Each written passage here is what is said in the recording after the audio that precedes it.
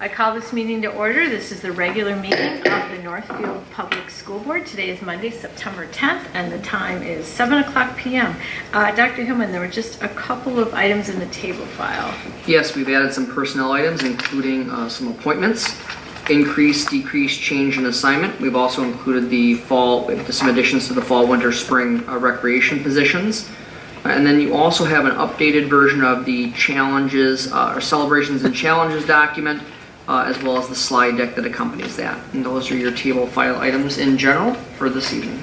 Excellent. Thank you very much. If there are no objections, we'll add these items to the agenda as we move forward. We now have an opportunity for public comment. This is a chance for anyone residing in the Northfield Public School Board to address the board. Is there anyone here who wishes to address the board? Okay. Seeing no one come forward, we'll move on to announcements and recognitions. Dr. Hillman. Yes, just have a couple of this evening. First of all, we'd like to congratulate Director of Finance Val Mertersdorf and our Department of Finance. They were recently recognized with the 2018 School Finance Award for 2017 financial reporting. The School Finance Award is awarded every year by the Minnesota Department of Education, the Division of School Finance, and the criteria for the 2017 financial reporting included timely submission of financial data, compliance with Minnesota statutes, and the presence of select indicators of fiscal health and accuracy in financial reporting. And I think it's important to note that this is the 6th consecutive year that the department has been recognized with this honor. And again, you know, as we kind of joke with the finance team, no one calls them up and talks to Mary Zeck, our payroll person, and says, "Way to go, Mary, it's the 47th consecutive correct payroll." You know, people only point things out when they're not correct. But what we really appreciate about this award is that it shows to our community the great stewardship and the excellent oversight that our Department of Finance has in our day-to-day operations. And so we'll dispense with all the finance department jokes at this point and really just say a hearty thank you to Val for making sure that the procedures and processes are in place that we earn this award each year. We're now kind of like the New England Patriots, where we're expected to win this every year. And so thank you to Val for that work. How many years? 6 consecutive. That deserves a round of applause. And as is often pointed out at this table, we take our financial responsibilities to the community very seriously. The community's been very generous with us. They prioritize a high-quality public education, and we think it's a core value of ours to make sure we take care of that money in a very responsible way. And this is just one external accolade that says we're doing that. We expect that to be with the upcoming audit as well. As you know, that traditionally has been positive as well. We also need to recognize school board member Noel Stratmon one last time. Congratulations to Noel and Lois as the Joseph Lee Haywood Award winners. Again, they were recognized a week ago Wednesday out at the ballroom by the Defeat of Jesse James Days Committee, and myself and several other board members had a chance to attend that, and we were honored to hear and see the recognition of Noel and Lois for their just long-time service to the community. It was a very well-deserved recognition. I know Noel's happy it's over, but at the same time, we are so thrilled and proud of the work that you and Lois have really selflessly done for decades. So thank you, Noel, and congratulations. And then finally, we just want to report that we had an outstanding first week of school last week. The rain held off just enough on the first day of school to get everybody on the buses and into town. You know, a few minor quirks the first week, like there always are, but the reports that we've got from every place in the district has been an incredibly positive workshop week, which we met, the last time we met was the kickoff for that, but universally talking to folks really pleased with the workshop week and the springboard that was to an outstanding first week of school. And anytime we can have those 2 weeks be really good, it just makes the rest of the school year that much easier. So really congratulations and kudos to all of our staff, our teachers, educational assistants, custodians, child nutrition folks, office personnel, everybody who comes together to make that a really successful first week. Parents who come out and make sure their kids have a good start. Those things are all really important as we get the school year underway. So I'm usually pretty critical in making sure we have that first week be really good, and it was just excellent. So I'm very grateful to everyone for their involvement in that. So those are your announcements and recognitions for this evening. Excellent, thank you. Any other questions or comments or anything anyone would like to add? just of course our thanks to Dr. Hillman for all of your work and really leading the charge for making sure that back to school went as well as it did. And My pleasure. I would just add we had some students involved, the Link and Web students, who actually Absolutely. worked over the summer to help make sure that the transition to middle school and high school went smoothly. And I know I was talking to a retired educator. Sometimes we just forget some of the behind the scenes that happens, and some of our retired educators go into the buildings and help new teachers with things and ready set go days. So I mean, it's just so many people to mention. I'm sure we probably are missing some, but it's just such a incredible number of people that really make it all happen. So thank you to them. Noel. There's a significant number of changes that happened to the high school during the summer. A lot of changes, much of it done by our own people. Is there going to be an opportunity to showcase that work sometime in the foreseeable board meeting?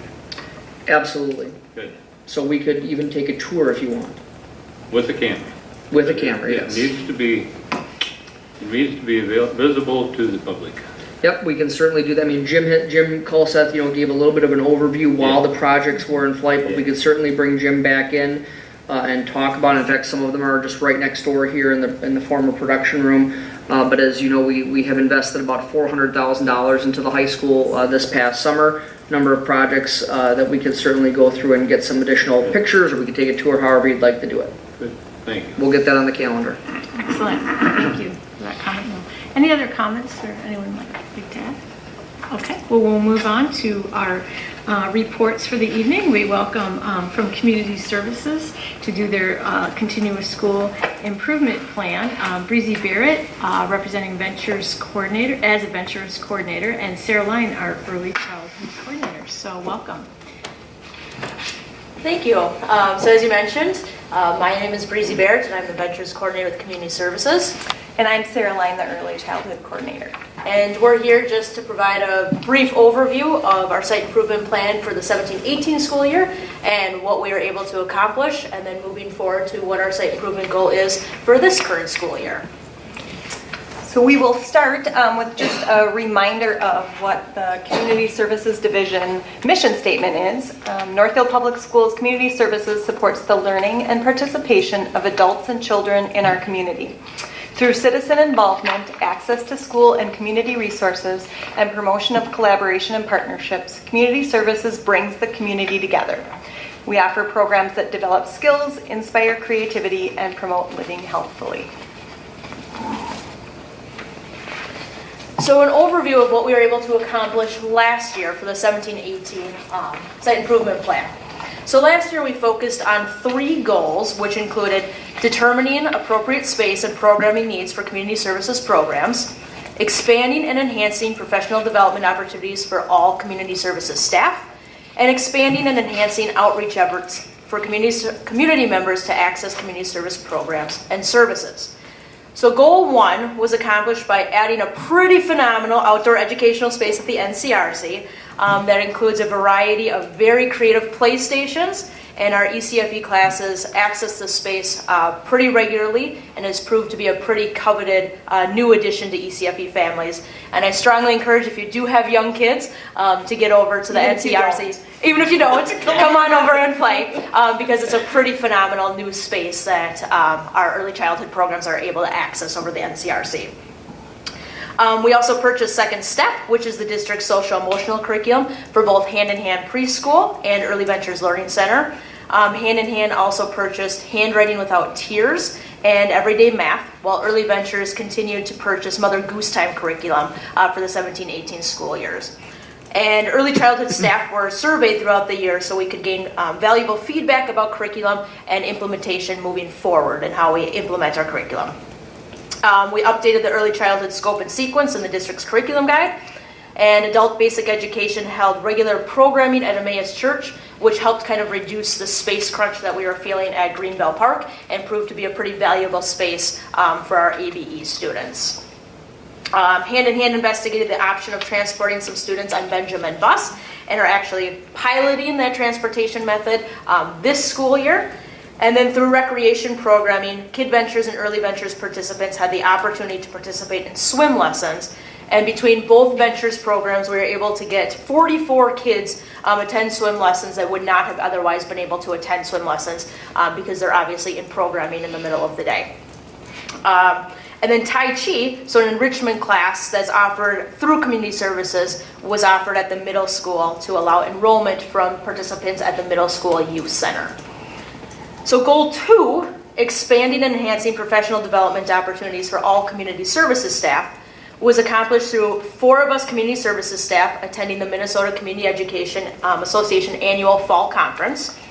The community services director and coordinators participated in a half-day retreat to reflect on the current year's work and then set goals for this school year. Kid Ventures participated as a pilot location for new requirements related to the child care block grant legislation. So this allows community service to continue to accept child care county assistance funds to support low-income families in school-age care. We also surveyed early childhood staff regarding professional development needs and used this information to plan professional development days and the 2018 workshop week, which just happened 2 weeks ago. And then for the first time, Ventures employees were able to participate in workshop week, which is a pretty incredible benefit for all of my Ventures employees. Goal 3, expanding and enhancing outreach efforts for community service community members to access community service programs, was accomplished by 4 families attending our new Spanish baby talk. 49 Gen Ed students had access to hand-in-hand preschool through various scholarships. The middle school youth center increased the number of students coming at least one time by 59%. So they increased from 88 students in the 16-17 school year to 140 students in the 17-18 school year. And the middle school youth center also increased the number of students coming 6 or more times by 46%, or from 76 to 111 students. And lastly, community services had a presence at all 4 community or promise fairs, which are held at Greenville Park School quarterly.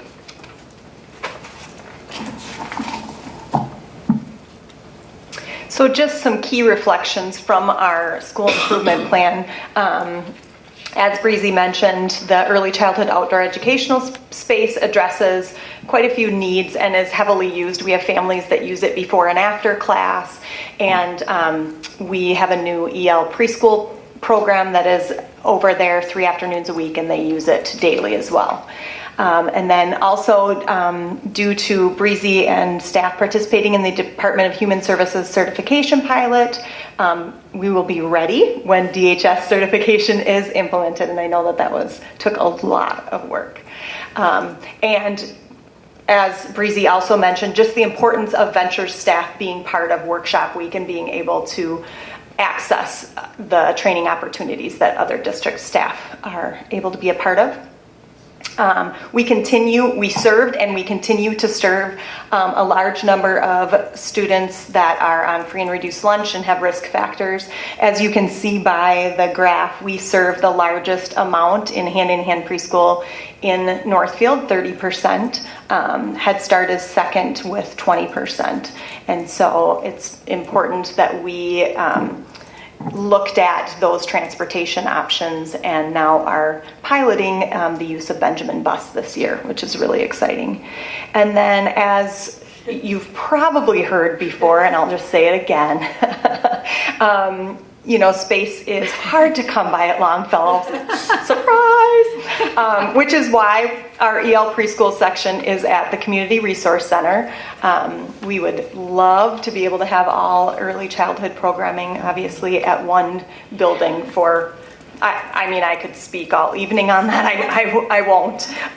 But I think we learned a lot of valuable information, and we are working hard to utilize the space that we have and understand the constraints that we have and do the best for our students. So moving into this school year, our community services team had a pretty great discussion about the 18-19 site improvement plan, and then decided to move forward with the following 3 goals. So goal 1, to determine appropriate space and programming needs for community services programs. Goal 2, to determine what data the community services division collects and then what we do with that data. And then 3, to review and evaluate community services internal operations. And so looking at that a little bit more closely, continuing to support the needs of all early childhood students, we noticed a need to increase EL preschool options for our students. We served a large number of students who are dominant Spanish speaking, as many of you know, and so the opportunity to have a teacher come in from Greenville this year and help support our early childhood students and really help supporting families understanding the importance of that strong their home language, building that. And so we were able to add, our goal was 6 students and we currently have 10, so that's really exciting. We have room for 12 plus if we needed room for students on IEPs. We could serve 4 of them.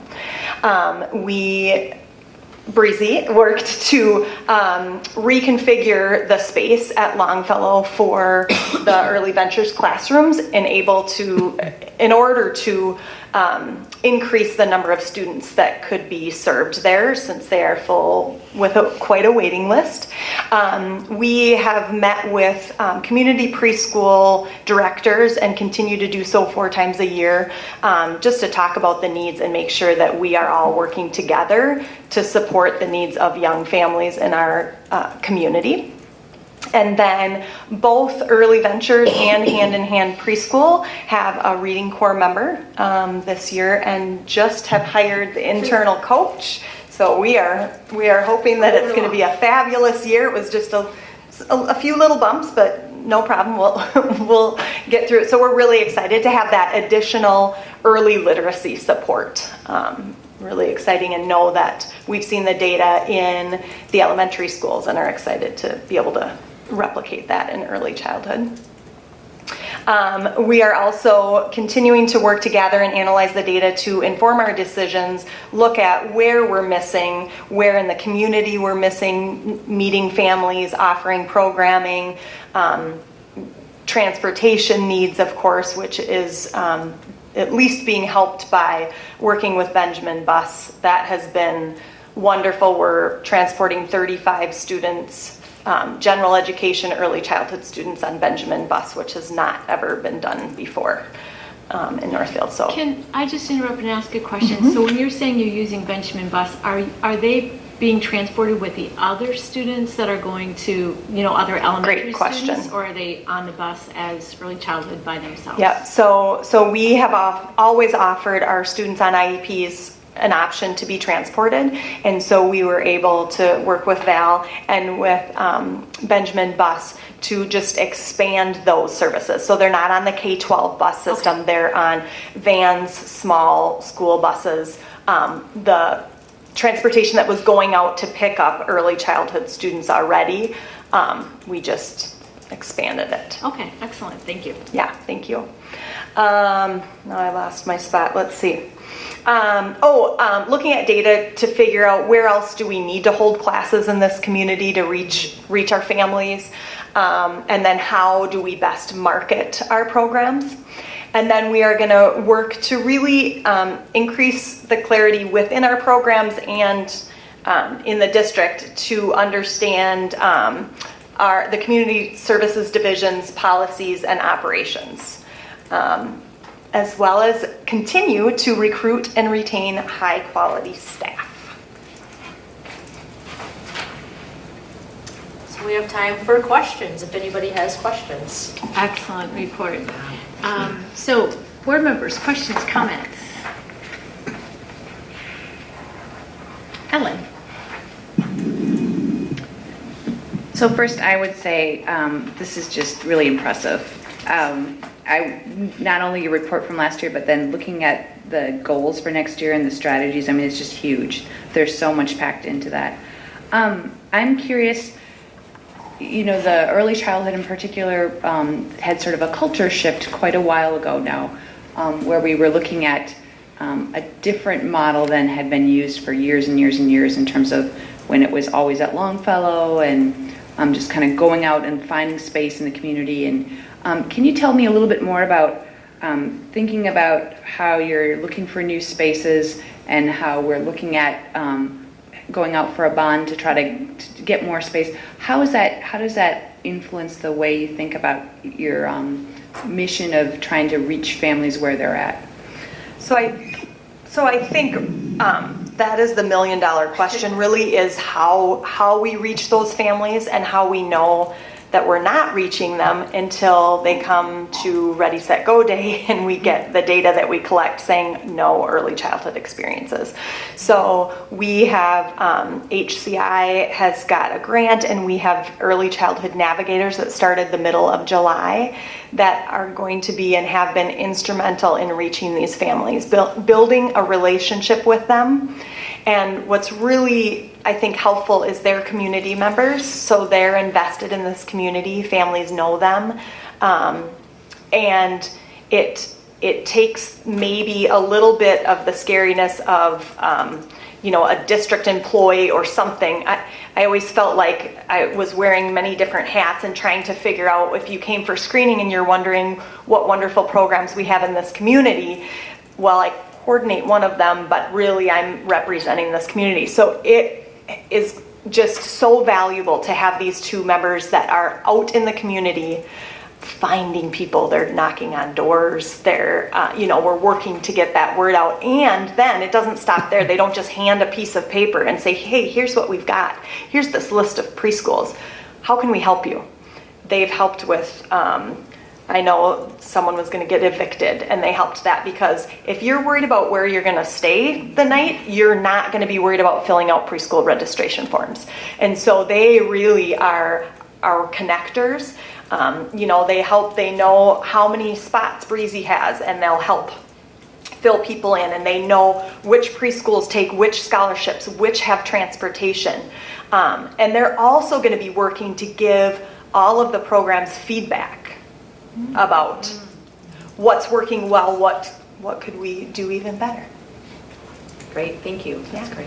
And could you just also talk about how they're helping folks with the CCAP program? Because I think that's a really big deal. I mean, $250,000 left on the table at Rice County last year, and we know it just is some difficulty with some of the, I know that the early childhood navigator, could you just talk a little bit about that?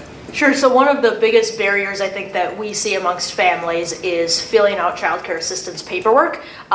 Even though county claims, that it is very easy, straightforward paperwork. But again, most of these families have a lot of other things going on in their life. And so paperwork, sitting down and filling out this paperwork can be pretty hard. And they need somebody to point them in the right direction. Even a lot of us who are in the education field and looking through this paperwork and trying to fill things out and helping families, it is a very, very confusing process. And so, like you said, there was a lot of money left on the table that was not filled by child care assistance, and so families that could be using this. And so the navigators are there to help families, first of all, encourage them to fill out child care assistance and make sure that their paperwork is ready to go and submit it to the county to hopefully then get approved. And then depending on what the family qualifies for, they can choose to be, at Early Ventures, Kid Ventures, and a few other places within Northfield that will continue to accept CCAP dollars. So one point of clarification on the CCAP dollars. That's is that for the daycare, or is it just Kid Ventures? It's both. Okay. So it's both. Okay. So previously, before about 16, 17, any school age care in the state was that through a school district was considered license exempt. So you did not have to be licensed through DHS or Department of Human Services. Because you operated within a school and under MDE, you were considered license exempt. With the child care block grant legislation, Minnesota was out of compliance. So in order to become compliant with federal law, that Minnesota had to change its guidelines. And so Minnesota has decided that our previously license exempt centers don't have to be licensed, but they found a middle ground called certification. So whereas like Early Ventures is licensed through DHS, now school age programs have to be certified through DHS, which is still a process, not nearly as rigorous, I'd say, as licensing, but still very much a process. and you have to be certified in order to accept child care assistance dollars. So there are many, many districts in the state that have opted not to go through certification because it is a process, and it is, once background checks are implemented, it comes with a pretty price tag. So there are certain districts that have said, you know, it's not worth it in the grand scheme of things to be certified, and they will figure it out of how to scholarship students on their own. But this allows us to continue to accept those families that are on child care assistance, because when you're looking at school age care, especially in Northfield, they really would not have another option of where to go when they are school age care and how to continue to accept CCAP dollars. So in one of your comments, you mentioned that you're ready when DHS is ready. So does that mean that you can't take those program dollars now? You're waiting for something from DHS? So no, we are ready. So as of the end of this month, certification is in full effect. So Kid Ventures was just part of the pilot program. So they asked if there were any districts who are willing to pilot this. And me and one other district agreed to be the guinea pigs and to pilot this. And so we actually went through it back in May. And basically we're the guinea pigs and tried out their whole online system and gave a lot of feedback with people through DHS that are in charge of the certification of how to make this easier for other districts, especially when you're looking at large districts with many, many sites. So we went through that process, but it is basically in effect in terms of the end of this month. So if you are not certified by the end of this month, then you cannot continue to receive CCAP dollars until you are certified. The only portion that has not come into effect yet are enhanced background checks, and that's still up in the air as to when they'll actually roll out. And that's just a DHS thing, but that will also come with the certification. But so basically the first part is completely rolled out. We are good to go, and we'll have to wait for the enhanced background checks. And board members, you'll hear more about the enhanced background checks probably starting at the first board meeting in October. As a district, us and all of the other school districts are looking at how do we reconcile the federal requirements with what local requirements are. So we have been keeping up to date with some of the other larger school districts in the state and how they are reconciling those two independent systems. And so we anticipate we'll have a draft policy for you to take a look at the first meeting in October. We are not sure when they're going to, we feel pretty good that they're not going to implement it until at least January. Yep. But we want to have that modified policy on the books. And it's not as simple as just updating the policy, because there are a number of different ways that we have to address some issues that are, I would say, unintended consequences of that compliance with federal law. So you'll hear more about the enhanced early childhood background checks than you'd probably like to in the coming months. Yes, you will. Yes, we understand the word unintended consequences. Yes, we do, especially when partnered with the federal government. Yeah, Yes. that seems to go in tandem. Noel? Good report. Very timely, and especially addressing the logistics that you need to go through to make everything happen. It's just phenomenal what it takes to do that, and I appreciate your work. Thank you. Other questions, comments? I just had one comment. When you talked about the 49 preschool students who were able to access programs, and I think about, and it really struck me, that's 2 full sections of kindergarten, right? I mean, that you have a section literally in 2/3 of our building of students who would not have had access to preschool experience. So that's just excellent. I mean, as Erin Bailey always reminds us, and I try to think about, it's really E12 education, and we really sort of focus on K-12, but it is E12, and we have folks like yourself with these type of reports reminding us of that. So thank you, really, really excellent. And Dr. Human, you want to come? I have a list. Okay, good. The waiting list number right now is at, Breezy? For early ventures, I think as of this afternoon, we upped it to about 30. And so how 30 kids. I think a lot of people think, because we often think K-12 here, we think of, 30 kids, depending on the grade level, that might be one section. It's probably too big for a small round, but how many classrooms does that translate into in terms of the requirements that you have adults to students? It would be at least 2.5 toddler classrooms. So think about us trying to find 3 more classrooms, because I don't have a half a classroom. So think about trying to find another 3 classrooms.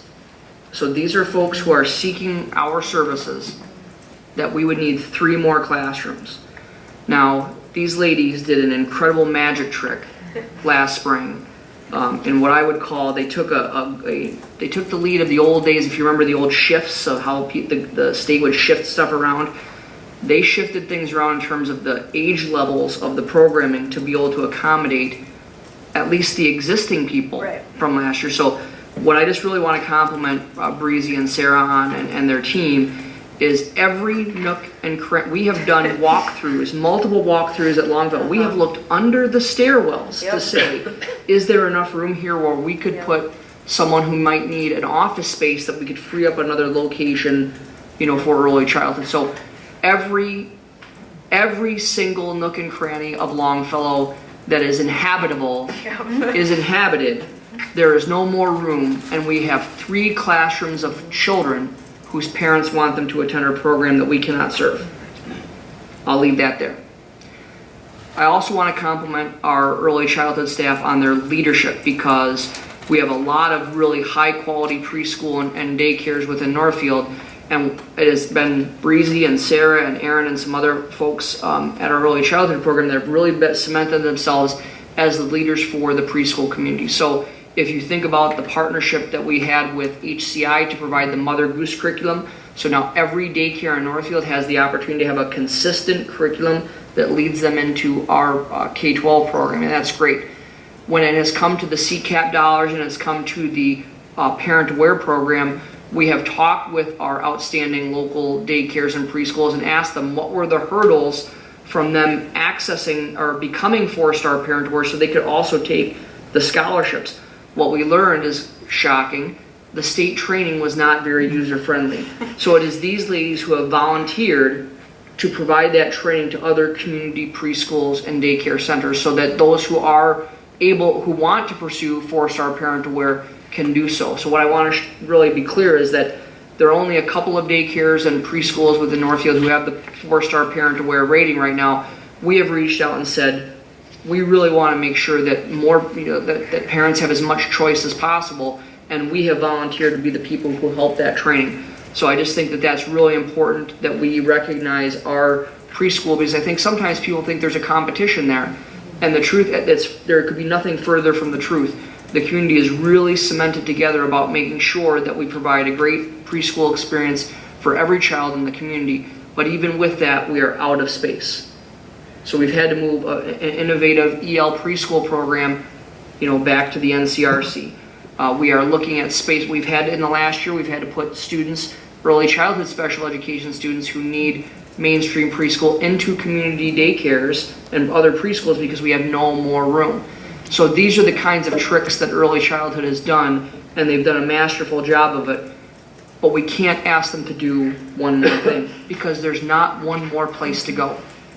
And when we know the return on the investment on early learning, there's no place for us to turn. We have done everything we possibly can. And so would you just also please talk about, both of you, how critical, especially for our working families, the concept of wraparound childcare. We talked about transporting 35 students this year. That's a great step. But especially what is being proposed in the bond would really just blow the doors off our ability to provide wraparound childcare for kids in preschool. Can you talk about that? Can you talk about the convenience of that for parents and what that might be able to do for them? Sure. So like you said, convenience, first of all, to have them attend Early Ventures, which would be in the same building as Hand in Hand. You don't have to worry about your preschooler getting on a bus. You don't have to worry about a parent being home to meet them off the bus. We have numerous kids who are in our program for 10, 11 and a half hours a day. We have kiddos who are there 6:30 to 6. And when you are a working family, it's incredibly important to know that your kids are in a quality care, that they are being loved, and that all of their needs and much more is being met.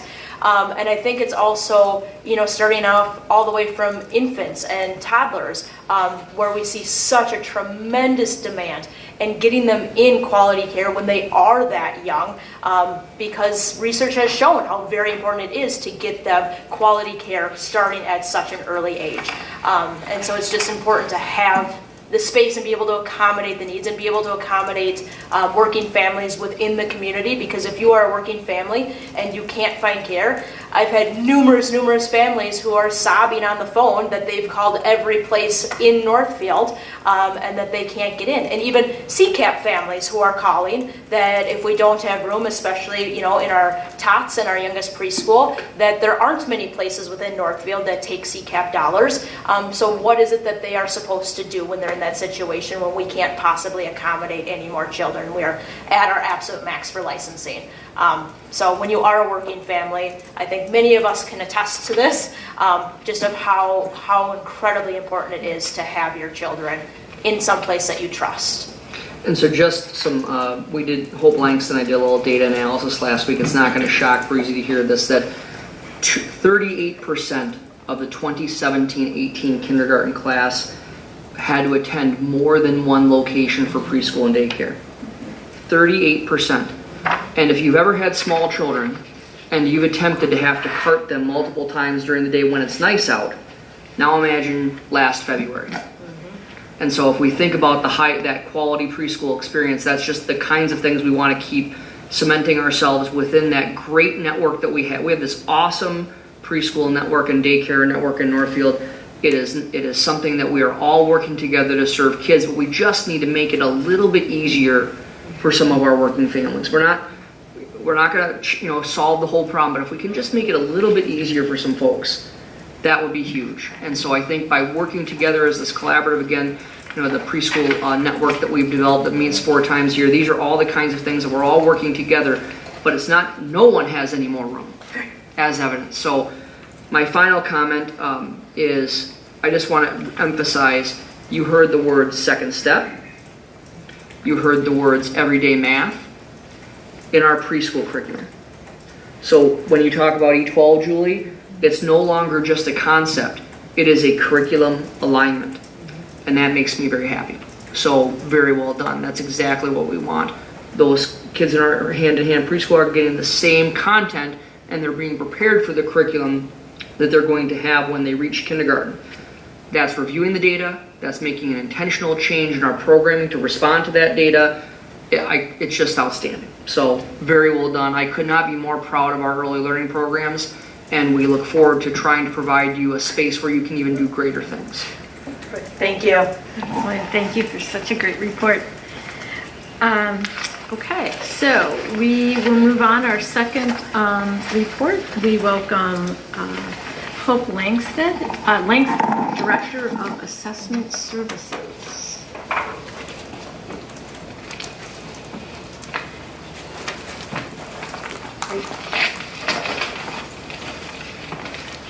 Pay no attention to the man behind the curtain.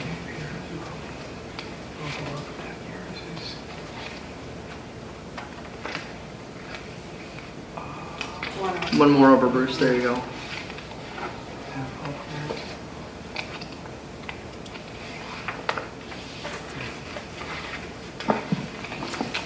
Good evening. It's nice to be back. I was thinking this is the start of year 7.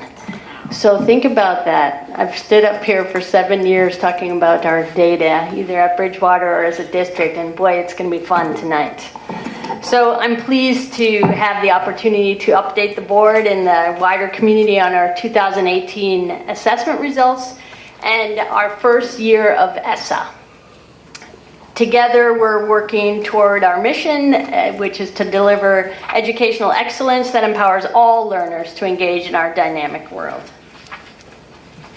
So we're going to talk about our 2018 MCA results. And again, this is a macro result, and we know we're not going to move those needles on these macro assessments unless we have a strong system of micro assessments. And that's something that we've stood up here and talked about developing, and I would say that we're definitely making great gains.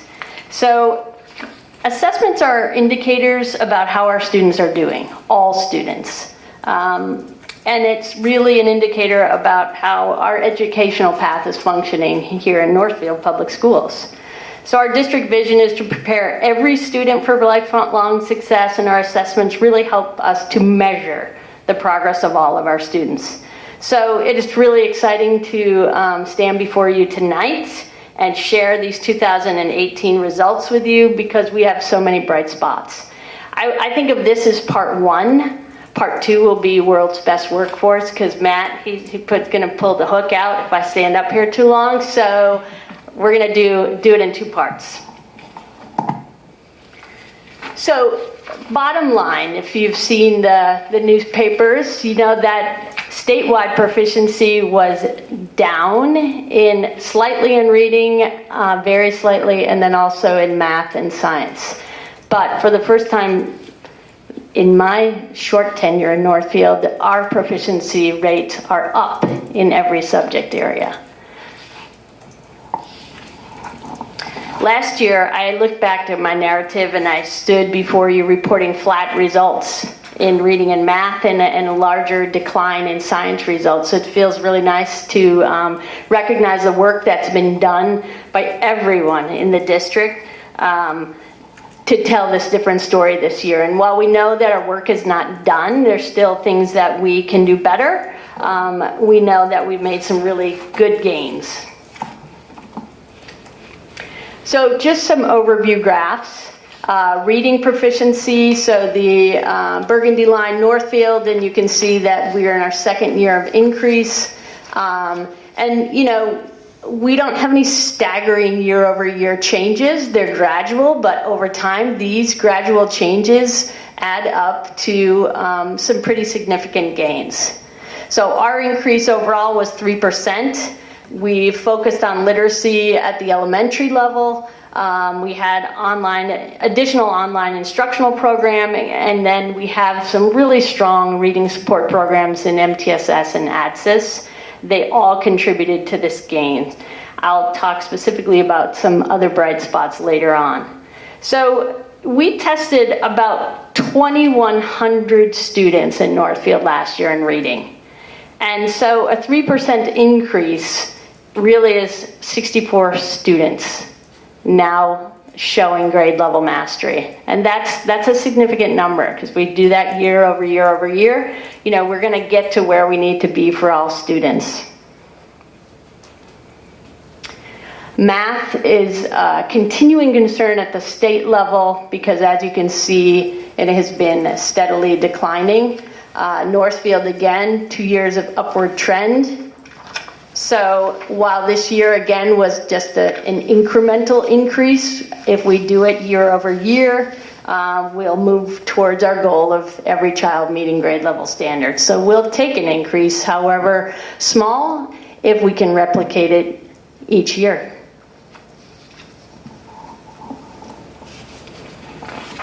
Science is quite a different story. As you can see, there was a dramatic change in our science proficiency, and I'm going to speak to that, specifically what happened at the middle school. But when you saw gains at the 5th grade level, the 8th grade level, and the 10th grade level, then you saw this pretty dramatic increase. Each of those grade levels saw improvement this year. Make sure I'm not missing anything in my notes. I do want to give a shout out to Matt because I think that these increases that are consistent across the majority of grade levels are really a tribute to his leadership and his consistent message to all staff that we are going after every student. Every student matters, and their mastery of grade level standards matters. So I think it's his messaging and his commitment to continuous improvement in combination with really the relentless work of our staff. Every person going after wins in their classroom. So I think that this really represents a total team effort, and I just want to really give a shout out.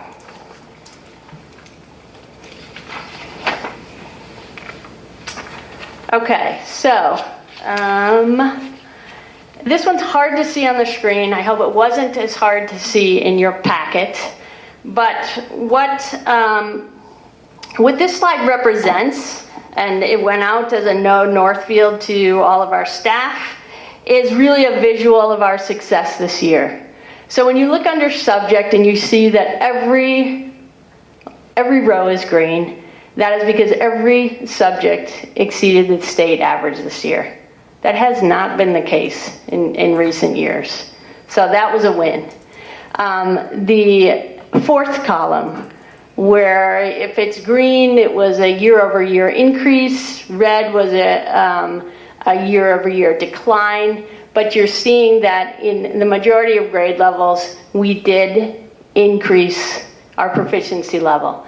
It was interesting because if you recall last year in fourth grade math, we had a particularly high achievement rate at Bridgewater, 89%. We knew that that was kind of a Super Bowl win, and that was going to be hard to replicate with a different cohort of students. So we were anticipating that there was going to be some kind of decline in fourth grade. Sixth grade, which saw a 3% decline, that was a cohort of students who had a 57% pass rate in fifth grade. So while we typically in the past have seen that transition year of sixth grade reflect a drop in proficiency, the last couple of years we're not seeing that. So they're holding on to their proficiency level from fifth to sixth grade. And in fact, this cohort did go up from their fifth grade proficiency rate. So those are two areas where we think, they're not truly losses for us. They really represent a win for that cohort. High school, we did try a new testing format, and we continue to struggle, like all high schools in Minnesota, with motivating our students to feel invested in the MCA. It is what it is. We're continuing to work on that. Our testing day, we got great feedback from kids, so we think that we'll see some continued improvement from that. The last column is hugely important because we can think about proficiency rates, but we really need to think about proficiency rates in the state context.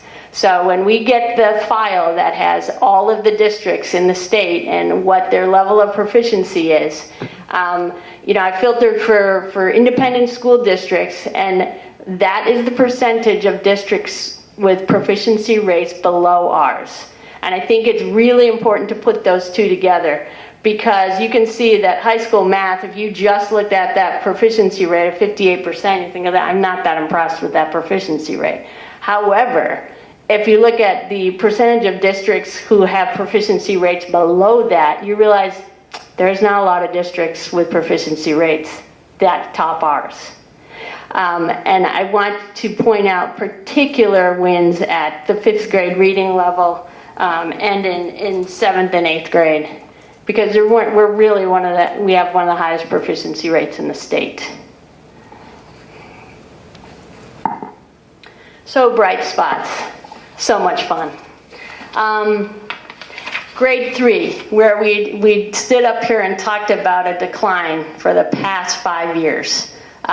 We finally turned it around this year, and I really think that the teachers worked incredibly hard with the support of Northfield Promise and this Move 5 initiative. So that was really a community effort to support our teachers and let them try some new things, give them some support to financially and human resource wise through the way of volunteers to say, hey, can you try something new to take these at-risk kids and do something different with them? And they did. And I know it was a lot of work. It's hard work to change up what you do as a teacher, but I'm really proud of that third grade team and the collaborative effort that went on surrounding Move 5. So that was fantastic. So we really increased our third grade proficiency rate by almost 7%. So when we talk about that 5-year decline, we almost made it up in 1 year, which is fantastic. The Move 5 project will continue this year. It's broadening its scope to other grade levels. And we are really just fortunate to have the support of Northfield Promise in our district. Grade 8 science. This is kind of an interesting story. Grade 8 science, Tammy McDonald and Craig Kroon, Kathy Klein was with them last year, they have always been a team that has dug into their standards, asked for help, really take a hard look at what they're doing. But this year they did something different, and they worked with the elementary science, well, actually the elementary teachers, because they all teach science, to identify what areas were being taught and really to look for holes in instruction. Because if you think about it, kids get tested in science in 5th grade, they don't get tested again until 8th grade. So there's multiple years of standards that they need to cover. Kudos to the elementary teachers for completing the survey, because we tend to give out a lot of surveys, but they did. And then we were able to analyze that data and identify some areas where we could add to instruction in the middle school. So the middle school science teachers, and particularly the 8th grade team, reconfigured some things and moved some instruction around, added some instructional elements, and there was a lot of collaboration involved in that. So that was one change that they made. The second change that they made was they took the MCA testing back into the classroom. So one of the things that's really exciting and is becoming more and more widespread in our district is the use of iPads for MCA testing. And what that means is we're really replicating what it used to look like on paper. It's just that it's on a device, but they're in a classroom with a teacher they know, a very quiet, calm, not a computer lab where there tends to be a little more hustle and bustle. So they took the kids back to their classroom, and we're really, really pleased with how that went. And in fact, the MCA and the iPad tends to be more stable performance-wise than the desktops, frankly. They're up to date with their apps, and it gets updated. The tech team is fantastic about making sure that all works, but we really find the iPad to be a pretty ideal device for doing MCA testing. So all of that contributed to a huge gain for them. 10 plus percentage points increase for 8th grade science this year. So that was a win. Grade 7. I give particular shout out to Jan and Heather and Tina and Erin, and then Dan Myers and Rose Turnicliffe, who support with access services for our struggling readers and math students. But 7th grade is interesting because 7th grade reading implemented Reading Plus this year. Jan will admit they did so somewhat reluctantly, but they knew they were having some results that they just weren't happy with, and they knew they could do better, and they were willing to try something new. So it required them going in, really taking a look at what they're instructing, taking some things out that they no longer felt were as valuable, really reworking what it was that they were doing in their reading instruction. And they really committed to using Reading Plus well, and it paid off for them. And the math team, I sat down with Tina and Erin and I said, you guys are really unusual, and they are, because 7th grade math is the one grade level that exceeds where the challenge student groups exceed the state average every year over year. And I just said, what do you think it is? What is it that you do that allows these kids to be so successful in 7th grade math? And they talked about relationships and expectations. Really taking the time, as Matt said, you start with that relationship, and really supporting those kids and helping those kids believe that they can be successful in math, and they take it really seriously. They go above and beyond with tutoring and working one-on-one in study halls, and really just being there for those students. And they really attribute their continued success to that relationship building. They are also another team that really digs into the MD benchmark reports every year and really gets down into their standards and figuring out what was successful for them and what wasn't. But they again had a nice increase this year. So kudos to them. GVP grade 5. Unbelievable results this year. You know, a cohort that had in the 40s pass rate in 4th grade now was at 76.7. So when you look at our 5th grade, 3 schools, they almost look identical, which is astounding, really. And Jackie and Michelle, they're a dynamic duo.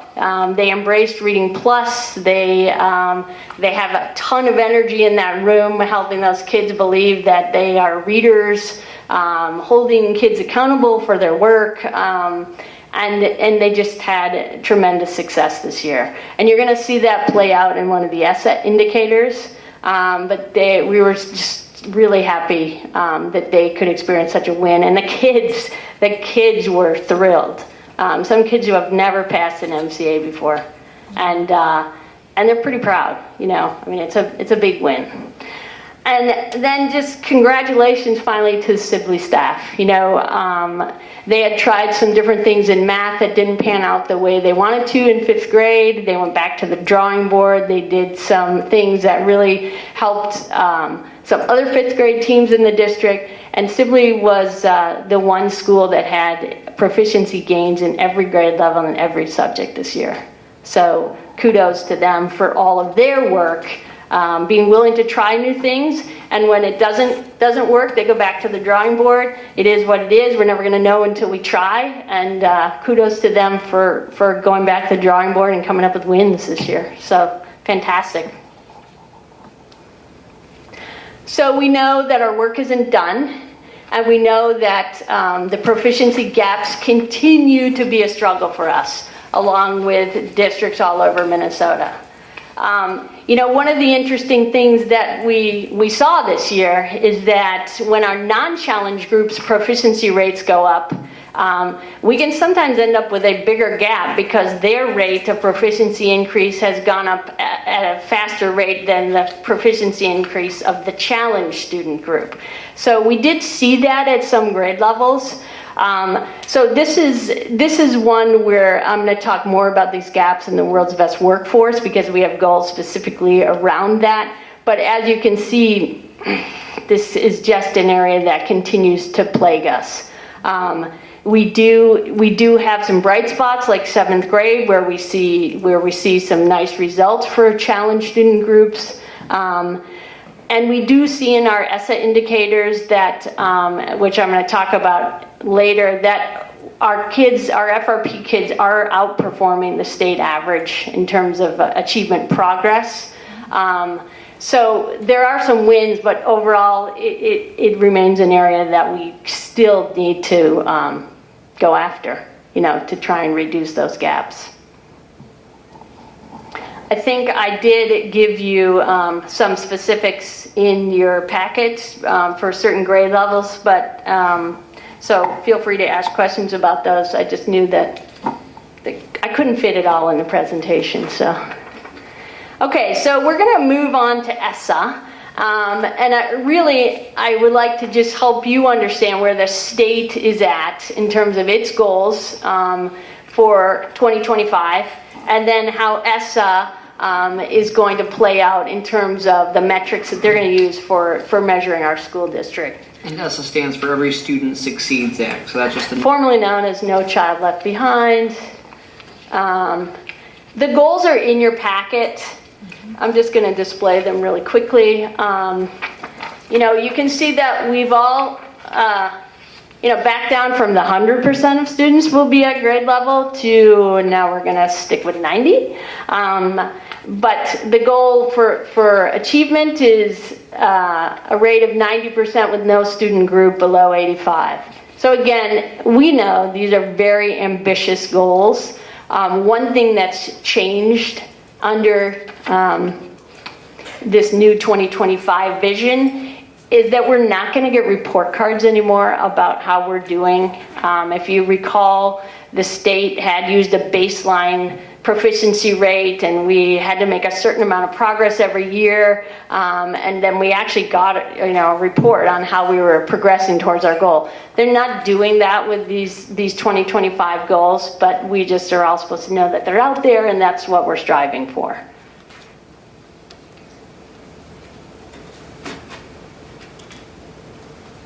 Okay, so the ESSA indicators. These are the ESSA indicators, and we are being measured on each of these. So I'm going to discuss some of these tonight. Academic achievement is the proficiency rate. One of the things that is different under ESSA is that denominator for proficiency will include all students, including students who refuse to test. It's no longer called opt-out, it's called a refusal. That denominator for accountability purposes will include every student. So that's new. Now, fortunately in Northfield, we do not have a substantial issue with refusals, but in other districts they do. The report card, if you've been to it, they're trying to put both numbers in there, so it's rather confusing, and it's unfortunate because none of the numbers really match the raw data versus the report card with the accountability criteria. But just know, for accountability purposes, that academic achievement denominator would include all of our students who are able to test, who should be testing, I guess I should say. Progress towards English language proficiency. This one is a metric I'm going to cover during the World's Best Workforce because we are still meeting with our EL teams. But basically what they've done, and I actually think this is a really good move, is if you think about a MAP score, every student has a target based on their starting point, and it's somewhat individualized to that student. That's what they've done for English language proficiency. So they're saying, okay, you all take an access test, and the access test is not you make it or you don't. It is what it is. It's your English language proficiency, and you're going to get a timeline based on the analysis that they did. So what your starting point is and how long we can expect you to be gaining English language proficiency, so a number of years, and then each year you're going to have a target score. And we're going to know that you either made it to your target score or you made it some percentage towards that target score. And that's what this is. What percentage our EL students made towards their target scores on the access test. So it's a new way to look at English language learners. I really like it because it's not talking about MCA proficiency. It's talking about their acquisition of English language. But we're going to cover that on a different night. Academic progress we are going to cover that. I have a special chart for that, but we will talk about that in a future slide. Graduation rates, you know where we're at with that, and we're going to cover that more in our World's Best Workforce. And then the last piece, as we look to get a more holistic measure of our district, is consistent attendance. So again, you know, we're MMR and the old accountability system really focused on proficiency rates. You can see under ESSA, we're trying to get a broader view on how our district is functioning. And it's not just about proficiency on MCA tests. So consistent attendance, I have to give a shout out to Marnie and Chris Nessett, who have really helped to improve the attendance system in our district.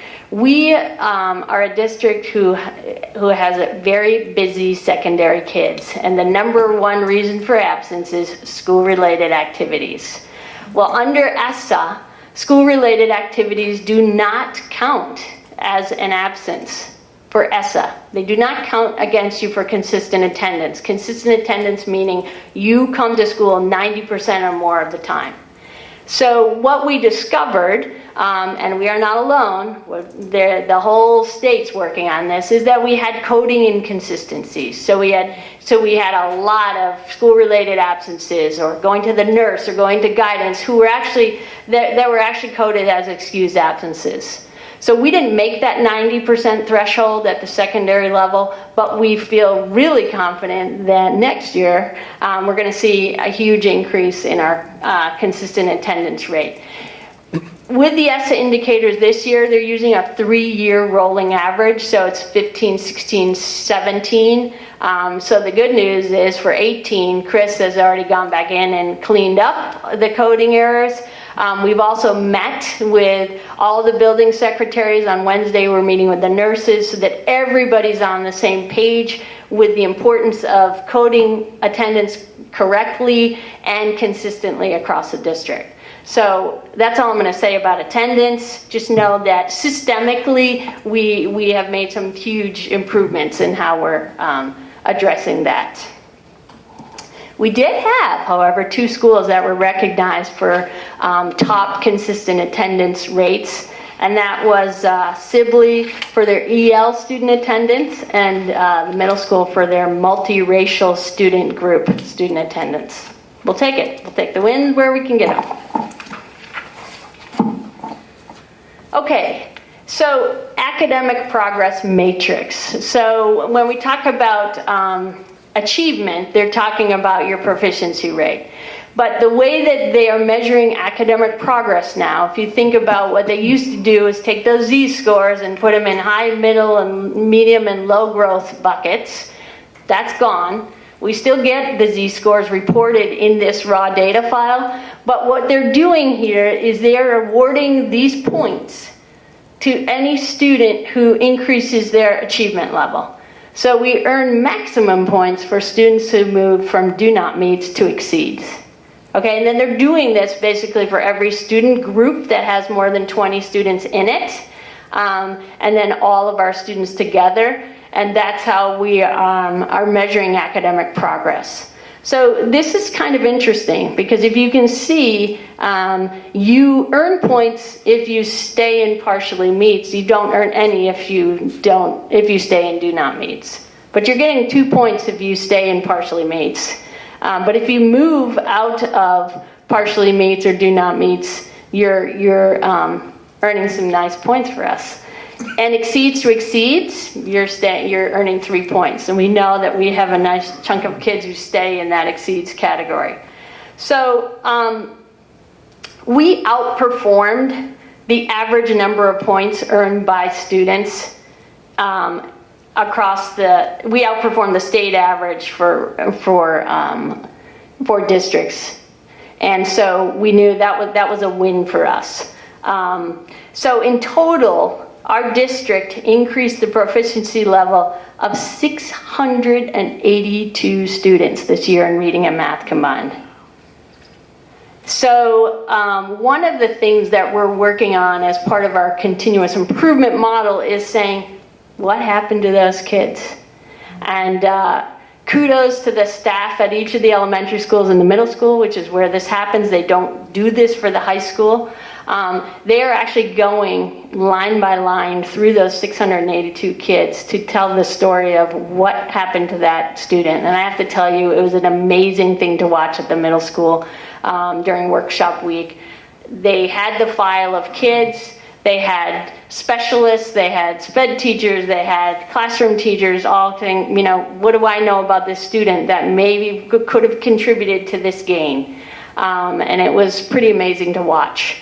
So we want to know what those stories are. I don't know what we're going to find when we put the data all together, but I do know unless we ask that question, we may miss something that is particularly effective. So, compared to the state rate of 14%, 22% of our students improve their achievement level in math. So that's quite a significant difference between the state level and Northfield. And then in reading, where 19.5% of students gained proficiency level, at the state level, 24% of our students did. And we also had lower percentages of students staying in the do not meets category or decreasing their level, their achievement level. So for this indicator, Northfield looks fantastic. So there were two just incredible highlights. In the file that we get, it's called the North Star file, and basically what they're giving us is each indicator in that state context. So you can sort it, right, and you can see where Northfield falls compared to all the other districts in the state. So I actually was sitting in Matt's office when this file came, and we actually sorted the 708 elementary schools. And lo and behold, I always highlight Northfield first. So I sorted it, find Northfield, highlight those rows yellow, and boom, up at the top was a yellow row. And we couldn't see which school it was because that was in a hidden column at that point. But when we pulled it into view, it was GVP. GVP, 5th highest average progress points for all students in reading. So what that means is, while GVP's overall proficiency might not be where we want it yet, they moved kids. So they moved kids from do not to partial. They moved kids from partial to meets. So they take all the points earned at that school, they divide it by the number of students at the school, and here we were, number 5. I think it's tremendous work for that staff, and I think it's tremendous. It's a tremendous thing to point out because they work incredibly hard, and when you're dealing with a population that has some challenges, you don't always see it in the pure proficiency rate, but you see it in things like this. They moved a lot of kids. And then the middle school, 3rd highest average progress points in the entire state. So a huge win for them as well. For math, right, Hope? Yep, math. So I think the achievement, I wasn't sure how that was going to play out. You know, I like Z-score, so I was a little sad to see that model go. And our teachers like Z-scores, and they use them. But this is interesting. You know, they're saying, all right, forget the Z-score. You need to move kids. You need to get them to grade level standard. And I think that we had a really successful year one of ESSA doing that. Now, under the ESSA identification process, we did have the ALC who was identified as needing additional support, comprehensive support for their graduation rate. And here's how that plays out. If you have a high school with a graduation rate of less than 67%, and again, they're using a 3-year rolling average, so for the ALC, it was their 2015 rate, their 2016 rate, and their 2017 rate. Their 2017 rate happened to be very low, 41%. So when you average those 3 years, they were below 67%. Well, that gets you the fast lane to support. Okay, so we are on the ESSA list for all students at the ALC and for white students at the ALC. That our 3-year average graduation rate was less than 67%. So we have had a couple meetings with the Regional Centers for Excellence, and they are offering their support to us. We'll be working with them. They've been very open to how they will fit in with our continuous improvement model. Daryl, clearly, they're interested in us for a couple of reasons. One, clearly we can do better on our graduation rate, but also Daryl does some really unique things and really unique programming that they're interested in learning about so they can help other ALCs. So we're all about that. So we want to work with the regional center to come up with a plan that to do later in the spring with the goal of increasing this 3-year graduation rate, but knowing that in the context, again, of the state, there were 50 high schools identified for comprehensive support. Northfield ALC had the third highest graduation rate among those 50. And for the white students, they had the highest of the 30 schools identified for that student group. So we're in there. We know we can do better, but we're also in a much better place to do better than a lot of other schools on that list. So Daryl's all in. We've already set up regular meetings to go over a lot of things. And I think it's going to help us learn. It's going to help us get better. And we are open to the new ideas that the regional centers can bring to us.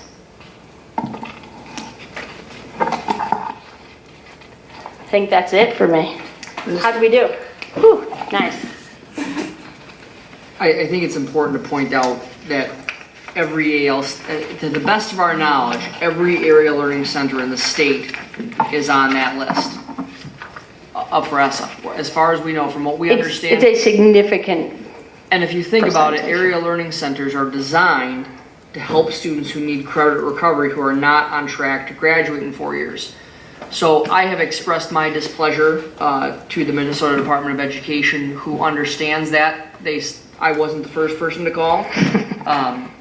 And they understand that it's a flaw in the new system. But at the same point, I don't disagree with the approach that we need to make sure that we're on track. When you look at our 6 and 7 year graduation rate, we look very good because we provide that support. And we need to point out that Northfield Area Learning Center was also ranked as the best ALC program in the state just 2 years ago. So you're working with a set of data there that by its very nature and by what the requirements are to attend the Area Learning Center, they're being identified for accepting students who are following the state protocols to be accepted there. So it's one of those difficult pieces that when folks in legislative meetings are talking, things sound good on paper, but as Daryl, I really give Daryl a lot of credit. He says, hey, we'll take all the support we can get, if somebody else has got a good idea. But I also want to come back and just share, I think, an important piece of data about the Area Learning Center.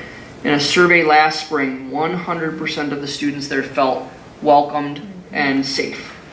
And so I think that that's really important to look at those. And I do congratulate the state on trying to look at more than just proficiency. We really have made some great gains. This is just one of those unfortunate circumstances where someone just looking at a list of schools identified for support are going to see a group of schools, area learning centers, who are really doing great work for kids, and they're living their mission, but they're being dinged for it, for lack of a better term. And so I just think we need to keep that in perspective as we move forward. Any questions? Board members, questions, comments for Hope? Jeff? I was wondering on this, the percentage of students attending more than 90% of days they are enrolled. I mean, what are there, 174 days? Is he saying it's okay to miss like 17? Or, I mean, how am I interpreting that? Or Yeah, that's basically it. But we have kids who, if you go on a vacation for a week and you're going to some college visits, you've hit your 17 like that. But that's why there are parameters into what can count towards that 17. So, yeah, so they've managed to allow for school-related activities not counting against it, and going to the nurse or any activity that's supervised by a paid district employee does not count towards that 10%. so what did that used to be then, even going back 5, 10, 20, 30 years? Well, they know there's so much research out there that says that that's the threshold. That when you start missing more than that, you're not going to be academically successful. That's one huge risk factor for academic performance. So that's where that threshold is coming from, is research backing attendance across the country. So, And I think the key thing, Jeff, is there was not a comparative measurement of attendance before. This will be the first time that we have been measuring and comparing that consistent attendance requirement. So we never had that ability to look at that in that context before at the state level, which I think is pretty instructive. And I think everyone, what's hard is this year we don't make that 90% threshold, but if we were to have cleaned up the data from the previous years according to the new standards, I think it's pretty clear we would meet that criteria. We make it at elementary, where we didn't make it with secondary, where we run into those school-related absences. And, you know, it's interesting, I think MDE, we wanted them to say, you know, at the Minnesota Assessment Group, why don't you tell everybody how to code? We're all doing it differently. Every district is doing it differently. They're not going to do that. It's going to be a local jurisdiction. So the best we can do is say, hey, to all of our schools, this is how it's going to happen. These are the codes you're going to use, and then just follow up. And like I said, Chris Nesson and Marnie Thompson have just been fantastic, kind of helping to roll this out. You know, that sounds like a discipline, a academic measure, but where's the discipline measure in that? I mean, I can't imagine, I went to school here for 3 years, that it would be okay. Oh, to miss 17 days? Yeah. So you think 17 days is a lot? I don't know what my attendance record is here, but I guarantee I'm sure I didn't miss 17. My parents would think I was nuts if I did that. So just to be clear, our policy is such that when we hit the 15th day, I mean, there's an attendance committee at each building. There are certain thresholds, and then there's county level thresholds too that are at 15 days where there's notifications. And one of the changes that Marnie has made, because of the way Marnie Thompson, just to be clear, high school assistant principal, also serves as our district's truancy point person.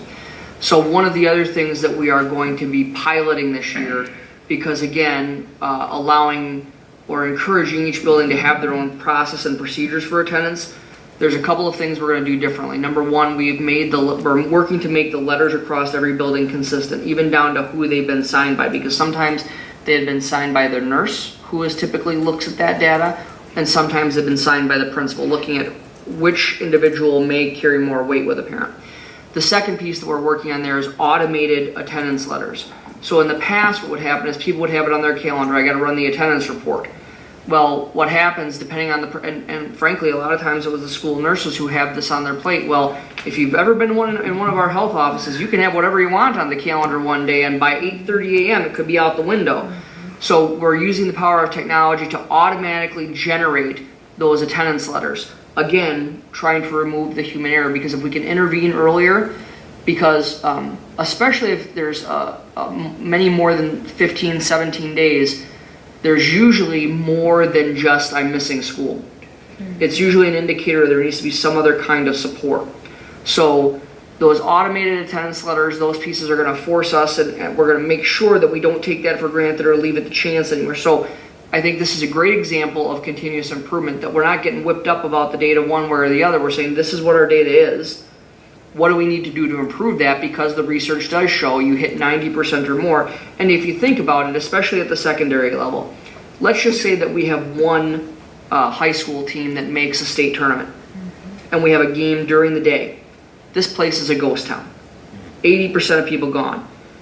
Our girls basketball team last year, I think, had 2 or 3 days where we had 7 or 8 buses going up. Now, that's a school-related absence, but under the old system, those would have been counted as excused absences, which would have counted against us.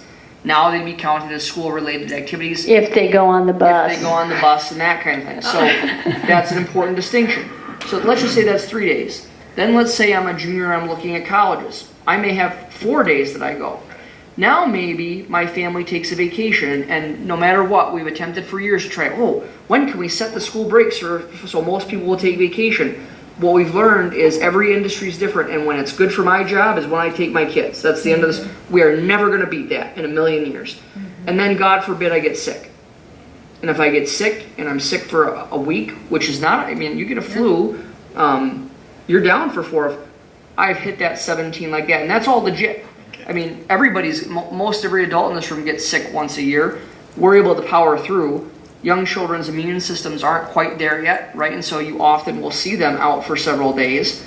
So you think about that combination things of Jeff. For regular reasons, you could hit that 15 to 7. Now, I'm not saying that's a lot of people, but if you get to the point where you only have less than 90% doing that, and now we're talking about the chronic truancy, which chronic truancy really involves mental health issues many times. Some of it involves the dynamics of the home environment. Other times it could be true illness that we just have not been able to identify some medical pieces that can help get kids here consistently. Every school district has some of those students who are in that piece, and we're trying to support them to the best we can. But then you get these honest to goodness, pretty legitimate years, and 17 days is a lot. But you can see from my example, you can pretty quickly get there with some legitimate things. Now again, that's a handful of students, especially as we code moving forward. But those few things, the automated attendance letters, making sure that we're being consistent in the messaging home, and then these other responses, I think it's a baseline year, and I think what we see is we're going to look even better. We're going to look much better than We that. joke that the whole state attendance rate's going to go up because everybody Yes, has to well, clean up their yeah. coding. So, But it is attendance is a complex thing. And, it can, if you've ever tried to get a child up in the morning, you know that some days are easier than others, and sounds like you were a pretty easy kid to get up, Jeff, so that's good. Gotta go. Go to school, Okay, so other questions, comments, board members have? Ellen? So of course I loved this report, and thank you for telling us which questions we should wait until the next presentation for. So I have a question on the handout that you gave us on slide 10, which you said you gave us some additional information. And so I hope it's so great to have you as this district assessment person. And as we look at the data, usually we're looking at it by the grade level, and the individual teachers, that's what their job is, to look at the grade level. I was looking at the chart that you provided and starting to think about the cohorts moving up, and I'm guessing that you've done some thinking about cohort analysis. I have, and it's one of the ones I struggle with still in Tableau because we have it in Excel, where we're watching cohorts travel through our system. The challenging thing about that, as we know, there's a couple hiccups on the MCA, like 5th grade math, where the proficiency rate drops, and then it comes back up. It didn't used to always come back up, actually, in 6th grade math, but now it has been for the past couple years. So yeah, we are looking at that, and I can put that in the World's Best Workforce report if that's something you guys would like to see. We have it going way back, actually, like 2008. Yeah, I'm happy to provide that. And then, can I ask one more question? Oh, absolutely. So this is more about your role. So I'm curious as to on the hope horizon of like what's next. You get to work with all the instructional staff, and we've seen just amazing work that they've done in terms of working with their data. So I'm guessing you have some sort of like what's next in mind. You mean of who I'd like to work with, or areas to focus on in the district, or?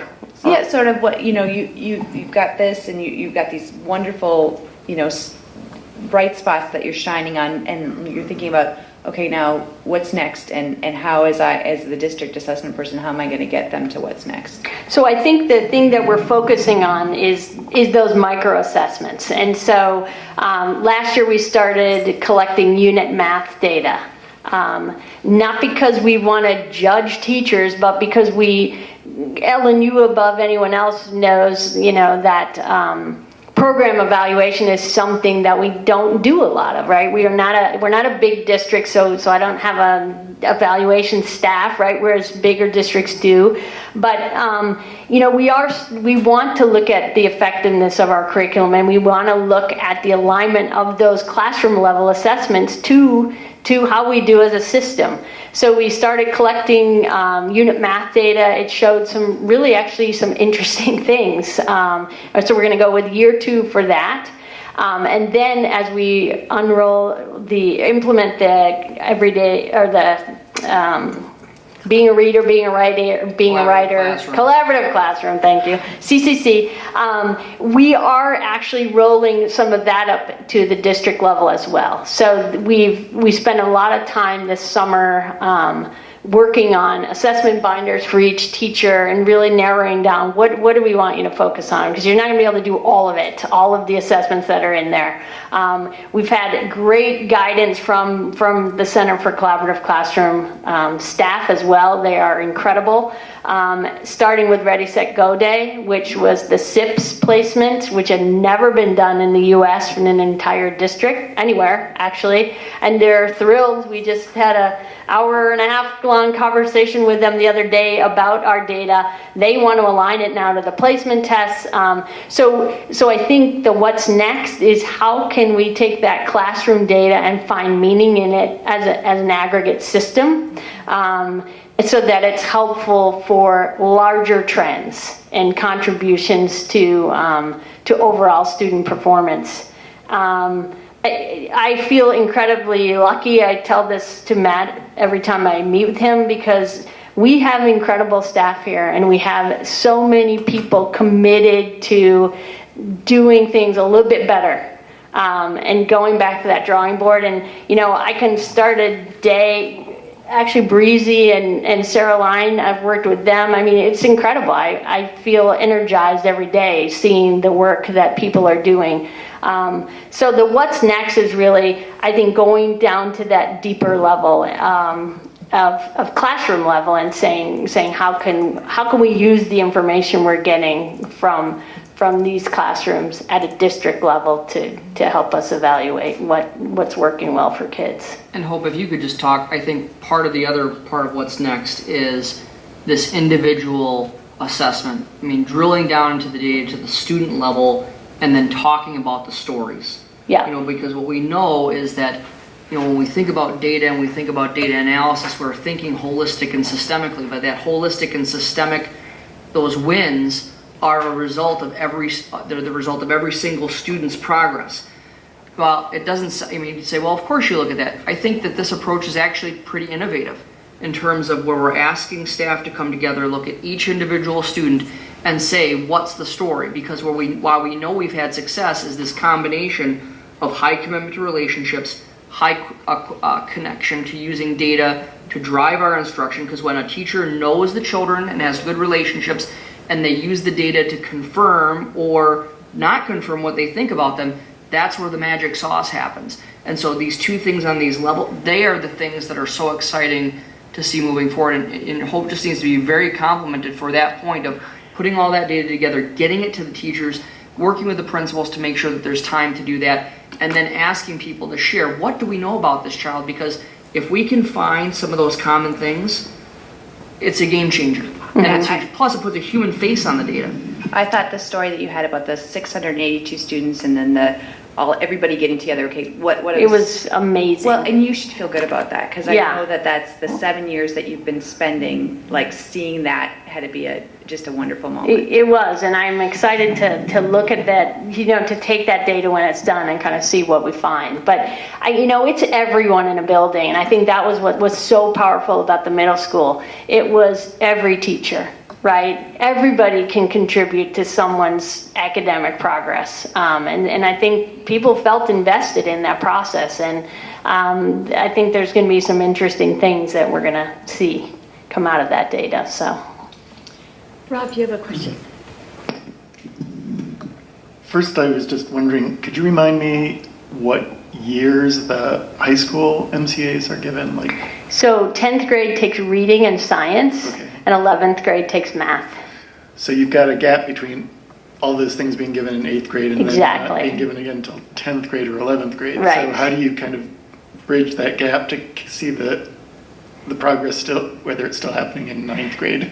Well, so last year we did a high school testing day, which has been done in other districts, but so when the seniors were doing their capstone, the 10th and 11th graders were doing MCAs, and the 9th graders actually took a map test. Now, I'm going to own it, wasn't perfect, right? We can get better on that. And we will, but that actually really worked well for kids. Every kid that I talked to said, oh, I really like this. They came to school, that's all they had to do that day, and then they were done, right? Because normally what happens at the high school is they're worried about missing classes if they don't finish their MCA during that 52 minutes, and it's just a little bit of a scheduling nightmare. So we do take the MAP metric in 9th grade. and it does correlate highly to actually ACT and MCA performance. So that would be the one data point that we have for ninth graders. The high school teachers in math and English are well versed in the standards that they have to cover between 8th grade and the MCA tested year. But yeah, that's where we're at. And they take a pre-ACT as a sophomore. So we tried to keep something in terms of the career and college readiness path so that there was a metric each step of the way.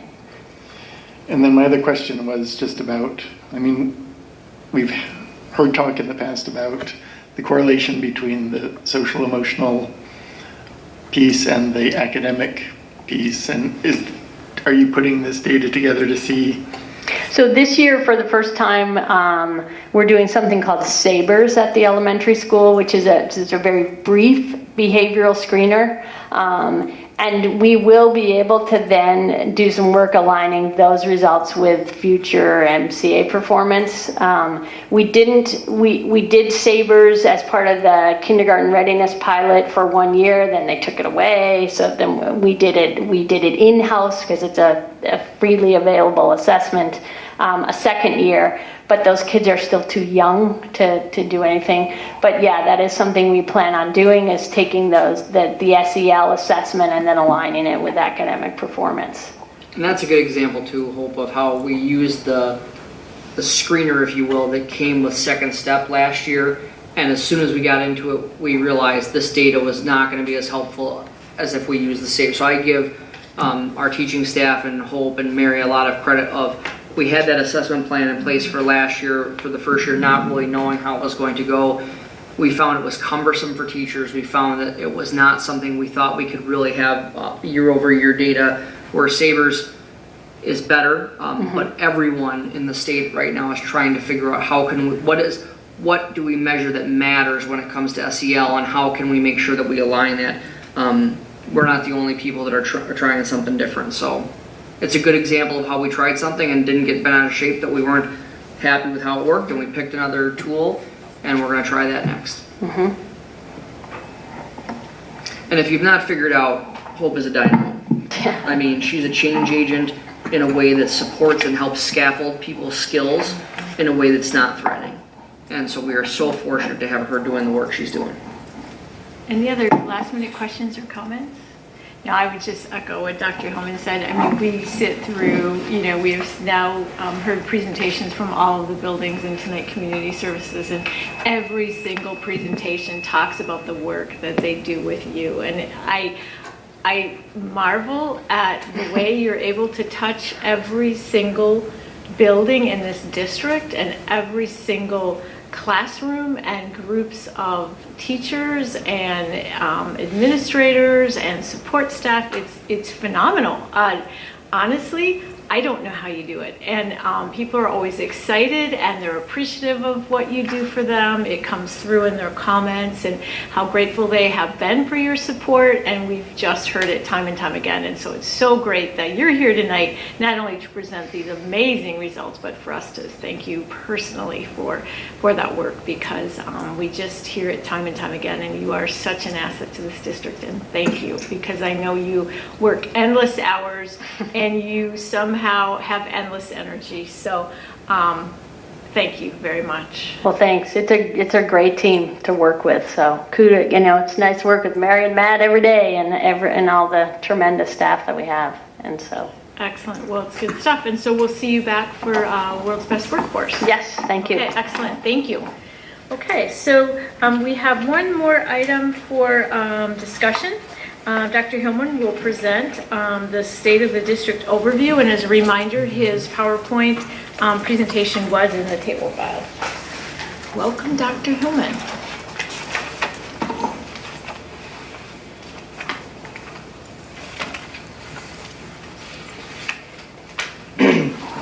It's a pleasure to get to give you the third State of the District that I've had a chance to present to you, following a long tradition of Dr. Chris Richardson, who started this when he came to the district. So we enjoy doing this each year. We'll try to move quickly. There's a lot of things to celebrate, and there, of course, are always a handful of challenges. So when we think about the parts that we look at as celebrations, the first piece is that our continued work and implementation of the state-mandated World's Best Workforce and our great work with Northfield Promise, a local champion that really supports us. And I think that you heard a lot of things about World's Best Workforce and Northfield Promise from Hope tonight. I think the community really knows that that alignment and partnership is really a game changer. We also know that it's so important to support students at key transitions. And we have 3 programs that are best practice that continue to work wonders. The Bridges to Kindergarten program that allows students to have a preview of kindergarten, if you will, which we know helps them with that transition when they are entering our K-12 system. Web, Where Everybody Belongs. It's a 6th grade transition program. Again, happens about a week before school starts, helps kids get acclimated to the middle school. And of course, the Link program when kids come to 9th grade. And so those supports during key transitions are very important. And again, something else that aligns with World's Best Workforce and Northfield Promise. I think we've heard enough about MCAs tonight, but I put a little arrow that we are trending up. And so, of course, each of these bullet points we could take quite a bit of time, but we are intentionally putting these presentations together so you have the full meal deal on the assessment with the MCA performance, and really just thrilled with the gains that our students made, because at the end of the day, we have to remember, what are those gains for? Our goal, my personal goal, is that every child when they graduate has the choice of what they do after high school. And if they have the academic proficiency skills, they are in the driver's seat. And so that's why on a human level, those MCA improvements are important, because it represents additional students who have the skills to get to have choice in what they pursue after high school. When we think about continued work at advanced placement, very proud to report that 85% of the 418 advanced placement tests taken at Northfield High School in 2018 resulted in a score that would make students eligible for college credit in most circumstances. There's differences among universities and colleges and how they take those, but 85% earned a score that generally would be accepted for college credit. That's a 3 or higher. When we look at the ACT, students continue to outperform the averages for both Minnesota and the rest of the nation on the ACT. You also know when you see Minnesota compete across the nation or across the world in a number of things, those students perform even higher than the international average. So we look at national and Minnesota average, and we continue to perform very well on the ACT. I did include an updated version of the handout as well in here, because I had missed a couple of data points in updating them. We celebrated this is one of the parts of the next one, we celebrated 2 National Merit finalists and 2 National Merit Commended Scholars last year. When we look at the next piece here, thinking about the second step curriculum and thinking about the celebration of that implementation last year, recognizing that for students to go up the level in Bloom's taxonomy, they have to really be functioning well when we think about Maslow's hierarchy of needs. So when we think about those base student things that they need to perform well academically, we need to make sure that they have those base level of Maslow's hierarchy, and second step in the pre-K curriculum really does that very well for us. So very pleased with that implementation.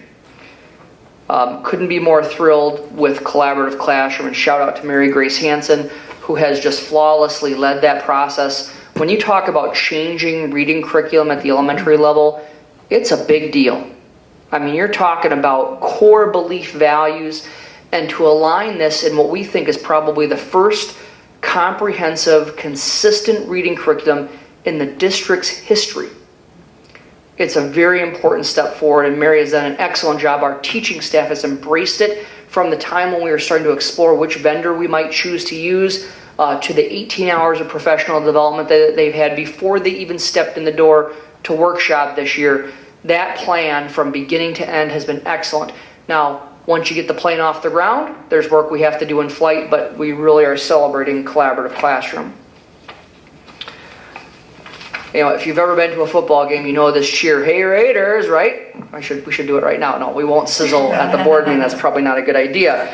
79% of Northfield High School students participated in Raider activities. That's athletics, that's drama, that's music, or other programming. And we know lots of research says that when kids are connected to their school in more than one way, that bodes well for their future performance. And so we're really thrilled with that number continuing to be very high. Couple of other pieces, we know that we focused on the 4th annual Business and Technical Career Exploration Day at Northfield Middle School. And we also combined that with the previous high school career fair, so another really successful career and technical trades day. We also transitioned teachers from desktop computers to laptop computers last year, and while there was a transition process, now if you go to any staff development meeting, you have staff with their laptops, they are collaborating, they are working together, and they're no longer tied to their desk in terms of their computing. And so this is a big change. It allows different conversations about data because we can ask real-time questions, what if, and people can use that mobile device that's very powerful to answer some of those questions. We continue to be thrilled with what is really our nationally renowned Torch program. They serve 500 students, with 353 of those students receiving at least 10 contacts in grades 6 through 12, and 200 students receiving some kind of support as an alumni. We don't just care about you when you're here, we're also making sure that you're successful when you move on to that next step. And of course, we continue our journey with professional learning communities in terms of allowing teachers job-embedded professional development time to talk about their students and the strengths that their students have. What does the data say? A lot of what Hope is able to do is through professional learning communities, because that's the opportunity that staff have during the regular workday once a week to look at that data and make change, and we saw some dramatic results with that this year. When we think about the Board of Education and the successes that we had last year, we cannot be more thrilled with the operating levy passage in November of 2017. No school district of Minnesota is ever a few years away from a lack of financial stability, but we are in the best financial stability that you can be within the state, having the highest operating levy allowed under state law for the longest period of time.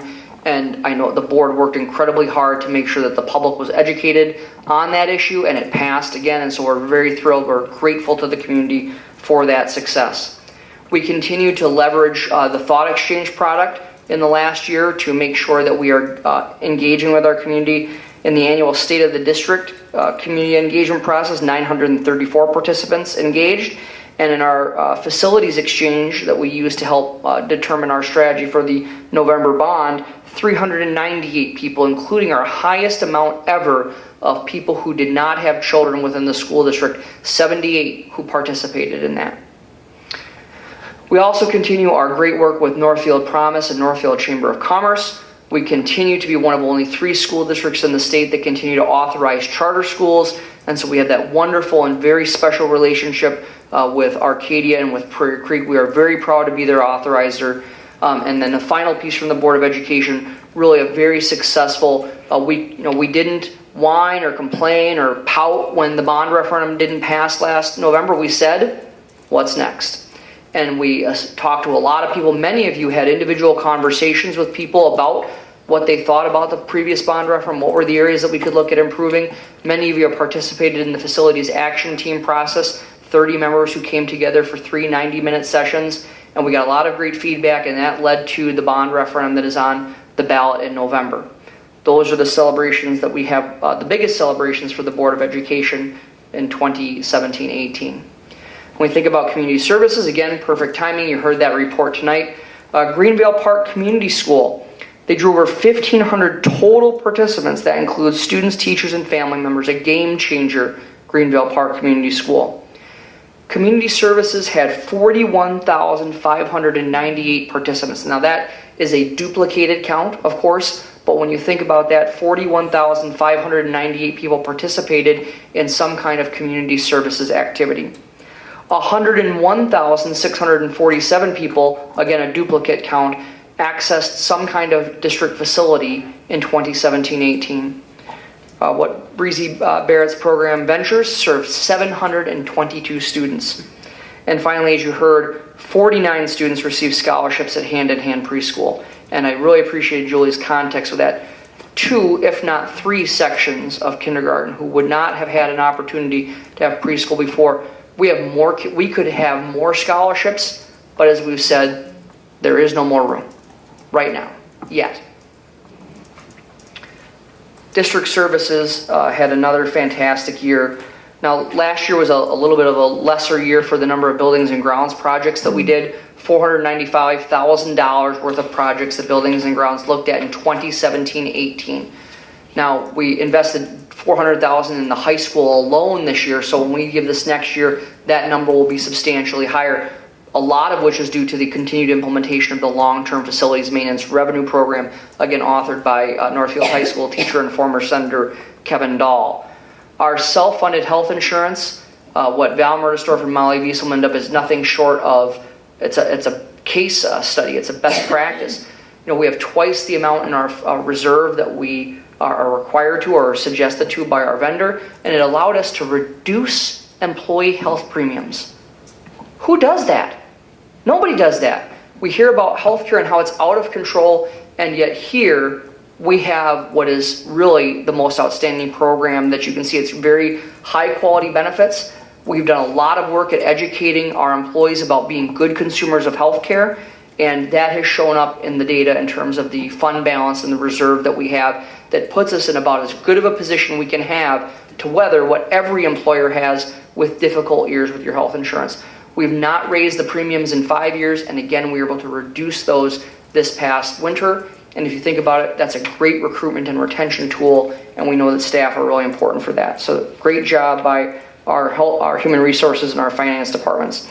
Again, always looking to better ourselves. Child Nutrition is a charter member of the Minnetonka Food Purchasing Cooperative. So that is 7 districts that come together to maximize their child nutrition spending. So they're able to come in and get a bulk contractor. It allows us to get better pricing, and so far so good. Really thrilled at seeing how it is going to really improve how we are able to purchase or get really high quality resources for a lower amount of money. Really positive start. We'll continue to update you as that goes on. We continue to manage student growth through judicious use of our contingency FTE. It's not just on an annual basis, hey, let's get a couple more teachers and let's keep them forever. You know, we're looking at saying, what are the FTE that we need for this year? Let's bring them back to the district at the end of the year and reallocate them as those students move through the system. It has been a very successful process, and we're grateful for the expansion of that program that you've allowed us this year. Our Human Resources Office, 35 new employees in 2017-18 that they provided orientation for, and they completed, get this, 2,042 volunteer background checks. 2,042 volunteers. And I think last night we saw was over how many millions of hours? Hope, can you remind me? Over 1 million. So over 1 million volunteer hours, right? Minutes. Over 1 million minutes, okay. I can pull that up. All right, she'll figure that out. But if you think about that, that's one of the great things about our community is people aren't just willing to talk about it, they're actually willing to do something. And we also want to make sure people in the community know that people who volunteer in our school, they're just not walking off the street. We actually do a background check. We make sure that they're qualified to participate. Again, we heard earlier that we have received the School Finance Award for the 6th consecutive year. Another excellent job by our finance department, and they, of course, also received another clean audit. And I can't wait for Val to share with you the audit this year because we're pretty darn close on our projections of budget, and it's almost... it's just uncanny how close we are. So some more good news coming from the finance departments as well. If you remember, quite a few years ago, there was a governor who thought that school districts didn't prioritize the classroom enough. And so there was these markers of how much you spent in terms of direct instruction in the classroom.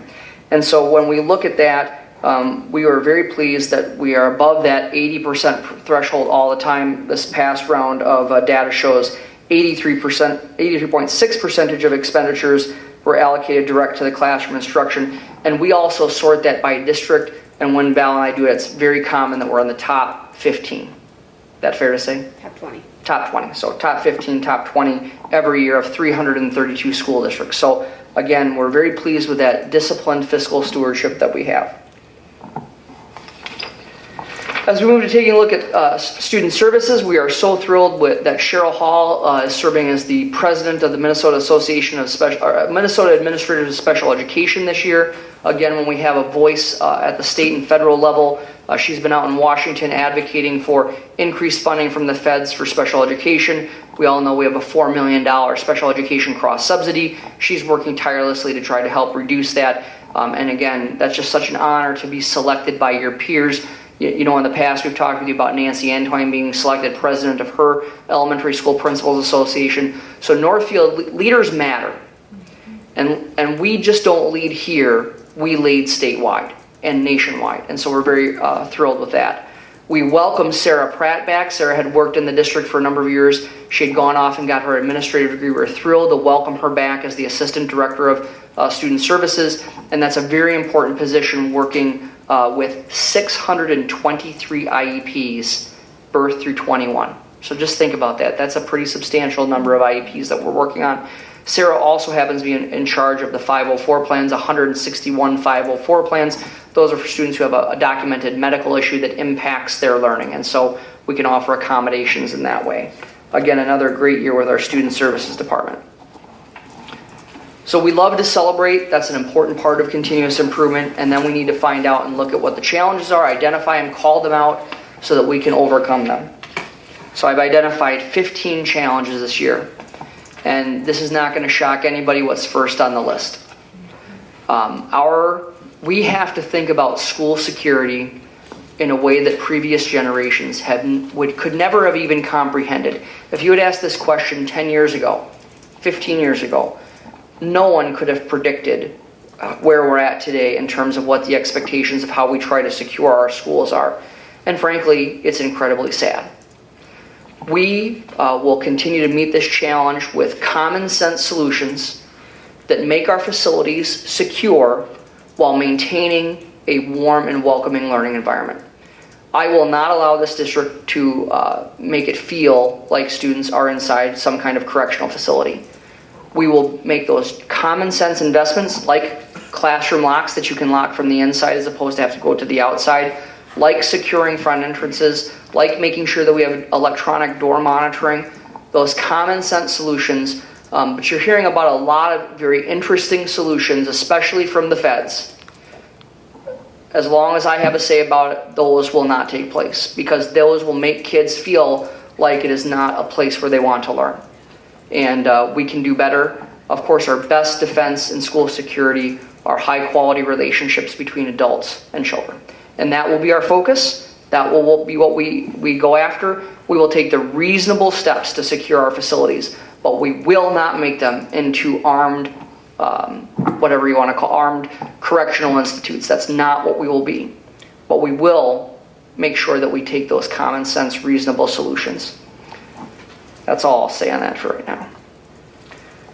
You know, Tom Stringer, one of my favorite people of all time, he had just, I wish I would have kept the notes from Tom, but one of his famous sayings was, "All right, Matt, keep on keeping on." And Tom Stringer, of course, former director of business services in Northfield. And, you know, when you think about keep on keeping on, we are routinely rated as one of the best school districts in the state. Niche.com, 13th district out of 332 in the state. Lots of different reports. We're never usually number 1 or 2, but we're usually in that top 15 or 20.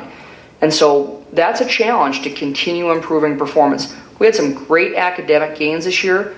That's really hard to repeat, right? So we'll keep working at it, but making sure that we keep on keeping on in terms of improving our performance. Managing growth. We are having increased enrollment. You see the enrollment reports every month. You see that our enrollment is going up, and how you manage that growth is so important. You have given us the tools to manage that growth through things like contingency FT, VALs.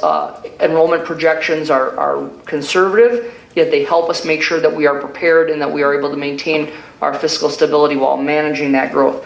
Managing growth is far better than managing it the other way, right? So we'll take that. Collaborative classroom, it's a huge celebration, but it's also a challenge. Whenever you implement something like this, despite all of our effort, what research will tell you is there's almost always an implementation dip. We're doing everything that we can to avoid that, but when you teach something differently for the first time, there always is some kind of initial dip in your data. We're working very hard to avoid that. I hope that we don't report that to you next year, but that's the challenge, because every day this year, our teachers at the elementary level are going to be doing something new. And it's going to be new, not just for the first week of the year, it's going to be new all the way until the last day. And so in some cases, it's like you're a beginning teacher again, because you're really looking at lessons, you're not doing them in the way that you've done them before. And so there is that challenge of that implementation. Now, doesn't mean we're scared of it, right? What it means is that we're calling it out and we're going to do everything that we can to meet that challenge. Second step, I've told you before, we are awesome at first year implementation. Not so much in second year, because we've said, oh, yeah, we did that last year. Well, what we know to institutionalize changes is they have to be done with fidelity year over year. So we have made a focus this coming year of making sure that we continue the same kind of support and emphasis on the social emotional learning curriculum, because we know that if we don't have those skills, we will not get to the academic improvements that we want. And I could not be more thrilled with our staff's embracing it. You've seen the data in my report on my superintendent's goal from last year about how well it's been embraced by our staff district-wide. We are also in second year of ramp up to readiness, and of course you like those University of Minnesota flags. And of course ramp up to readiness is a curriculum developed by the University of Minnesota to help students with college and career readiness. It talks about college selection, it's about financial aid, there's a number of different pieces that's been embedded in our health classes at the middle school with the second step curriculum, and it's being taught for the first time at the high school this year during the flex hour. So again, these challenges aren't bad things, they're just things that we are working to address. We don't do any of this without high quality staff across the districts. There are 600 employees roughly in the district, about half of them are teachers. Every single person in this district makes a substantial difference in our product for students every day. Whether you are the early morning custodian who might be the first person to greet a kid when they come in, to coaches and people who are with kids late in the evening, every single person in our district who works here matters in terms of the work that they do for kids. And we have to recruit in a high quality staff for all of them, because if we don't have a high quality staff, none of the stuff that we have presented to you can get done. And so working so hard to recruit and retain by making sure that people feel like they work in a district where they are valued, number one. Number two, that we understand that they have financial and other kinds of benefits needs. We do everything we can to try to balance our long-term fiscal stability with those really strong packages. And again, going back to things like reducing someone's health and premiums, that's something that, wow, that's pretty impressive. Recruiting, and that stuff matters to people. They went into this for kids, but they also have to pay their bills, and they have to see the doctor, and they want to get the dental stuff done. When we can try to provide all of those things, we have a chance to not just keep the people we have, but to recruit people. I've had numerous conversations with new staff members who are coming from other districts who have said, we wanted to come here. We wanted to be here. And it just is very gratifying. It goes to the work that we continue to do, the things like our multi-pronged mentor programs in terms of matching a teacher with a new teacher, and including our retired teachers who are doing kind of a grandparent, kind of approach to supporting our new staff. So we want to make sure that we are recruiting and retaining those highest quality, and that continues to be a challenge. Read the Minneapolis paper today and the special education circumstance in the Minneapolis public schools. We are very fortunate that we have hired all of our staff. There are many districts that are still looking for people, and it's the second or in some cases the third week of school for some school districts. So we cannot let this go, because the moment we take our eye off the ball, other people are going to beat us to it, and we can't allow that to happen. Early learning, we know that access is the key, and we know that the space is the problem. And I think people in the community are going to hear a lot about this between now and November 6th. It is the gift that keeps on giving if we are able to really accomplish some of these early learning goals. It's not just good for kids, it's also great for long-term operational savings. If you think about, we often think about preschool and early childhood daycare, but when we think about early childhood special education, and we're going to continue to see more kids identified because physicians are now able to refer to early childhood special education through well child visits. Every school in the state expects the referrals in early childhood special education to go up. That's great, because if we can get kids into that developmental delay program, as an elementary principal, some of my favorite days were when we exited kids from special education at age 7. If we can develop those skills in students and exit them from special education at age 7, think about the hundreds of thousands of dollars that we will save operationally from that time that they're 7 until they 10 and they graduate. So Early learning, we often think about preschool and daycare, but it's also about early childhood family education, and it's also about early childhood special education. And those things, two things, only we can do. Nobody else can do those. And if we can support those and we can expand our access for those programs, it will be an operational game changer down the line. Our opportunity gaps flat out are unacceptable. It is something that I will not accept, it is something that you should not accept, and it is something our community does not accept. And we have a ways to go. We are above the state average in these areas, but frankly that doesn't matter, right? We need to keep closing those gaps and making sure that we work hard to do that. And we will not rest until that's done. Because people came here because they think that we're going to provide their children a high quality education, and we are. You see that academic improvement, that's what it's all about, right? But we have to close those gaps, and we will not rest until we've done so. Program choice, again, we know that class size is something that always comes up in our surveys, and we all know the reasons for it. It's because we have a tremendous amount of variety and choice. And when you offer a class that accommodates, say, 15 or 16 students at the high school to be fiscally responsible, it's got to come out somewhere else in the wash. So we end up with a class of 38 or 40. So those are key things in terms of program choice. We know that that's an ongoing challenge. We know that customization and continue to make sure we provide that real-time feedback so that students can accelerate their learning in a very positive way. We're doing well with that, but we have a lot more room to grow there. I thought this was a great picture for the Flex Hour. So the first schedule change at Northfield High School since we configured 1981. And what we're hearing so far is great, but there are some challenges because we're doing things in a different way that don't always exactly align with the way we've done them before. And we uncover something that we have to tweak weekly.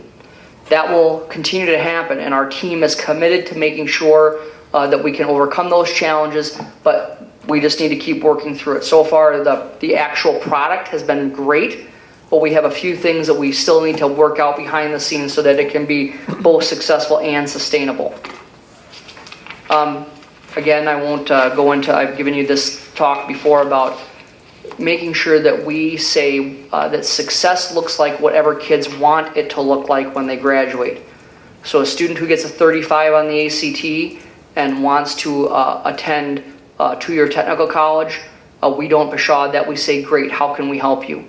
I was so proud last year when the winner of the Orchestra Service Award talked about the fact that he was going to go to South Central Technical College in Faribault for the purposes of computer-aided machining. Because sometimes we think about that one way, but what's wrong with a person with a two-year technical degree in a vocation also having a great appreciation for classical music or for Shakespeare or those other things that we tend to pigeonhole these people like this and these people like this. We want people to chase their dreams and be able to feel comfortable with whatever they want to do afterwards and to have the skills to do it. We still have that subtle pressure that the only success after high school is a highly selective four-year school. Those places are great, right? No problem. But we also want kids who might aspire to something else to feel valued and to feel that their hopes and dreams are worthwhile as well. And sometimes, unintentionally, we don't always send that message. That's a continued piece for us, not just us, but also for our community. We need to keep getting better at getting better. We've talked about our coaching agreement with student education. We are thrilled with that so far. We are getting some really great infrastructure for continuous improvement. We're thrilled to provide reports with you as we go along, but there's some vulnerability in some of this too. And finally, you might have heard, but we have a bond referendum coming up on November 6th. And so again, the challenge there is, of course, making sure that the community is informed. And so we will leave it all on the field to make sure that people are informed. So I have tried to move through that relatively quickly, but a lot to be proud of and a lot of things that we're trying to tackle right now, and I have the utmost confidence in our team to do so. I would stand for any questions or comments that you have at this point. Excellent and very comprehensive report. Thank you. Questions, comments board members have?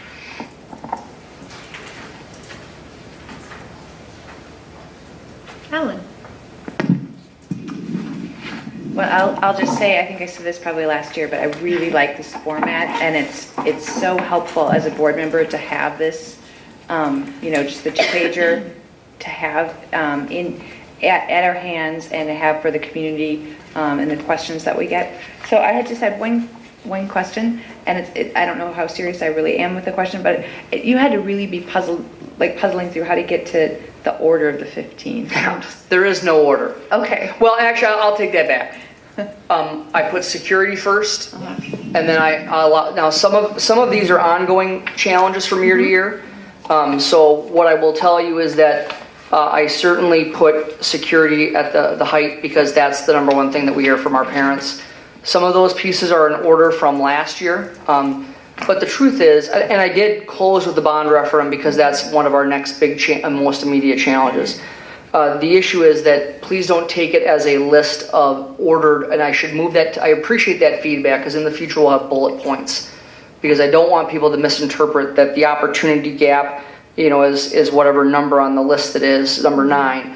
A lot of these challenges impact the other challenges in the list. So I appreciate that comment, and I'll certainly update that for next year to have it be a bulleted list as opposed to a numeric list, because I want to give people the false impression that I've said this is the number one thing. Security, of course, is clearly one of the top things right now. Excellent comment, Ellen. Amy? Well, thank you for the presentation. I just wanted to say with this list of 15 challenges, what really impressed me was your positivity and your eagerness to grapple with these challenges and move ahead. And that to me is such a positive spin on what's coming forward the school district in the next year. And it's such positive leadership on your part that I'm sure is picked up by all of the staff as well as they look at these things and say, this is great, we have work ahead of us. So thank you. It's my pleasure. Every year I put a little quote on the top. You probably don't pay attention close enough. Last year was a John Maxwell quote. This year it's a George Patton quote. And, you hear the passion that Hope Langston has about, when we overcome something. And it is a victory. And we will not wallow in our circumstances. Life is too short to do that. And most of us went into this vocation because we wanted to make the little corner of the world that we're at better in the time that we're there. So we can complain, we can whine, we can moan, or we can roll our sleeves up and do something about it. We choose the latter. Other questions or comments? No, excellent. Thank you. It's my pleasure. Thank you. Very, very well said, and thank you. Okay, so that concludes the items for discussion and reports. So we'll move on to approval of the consent agenda.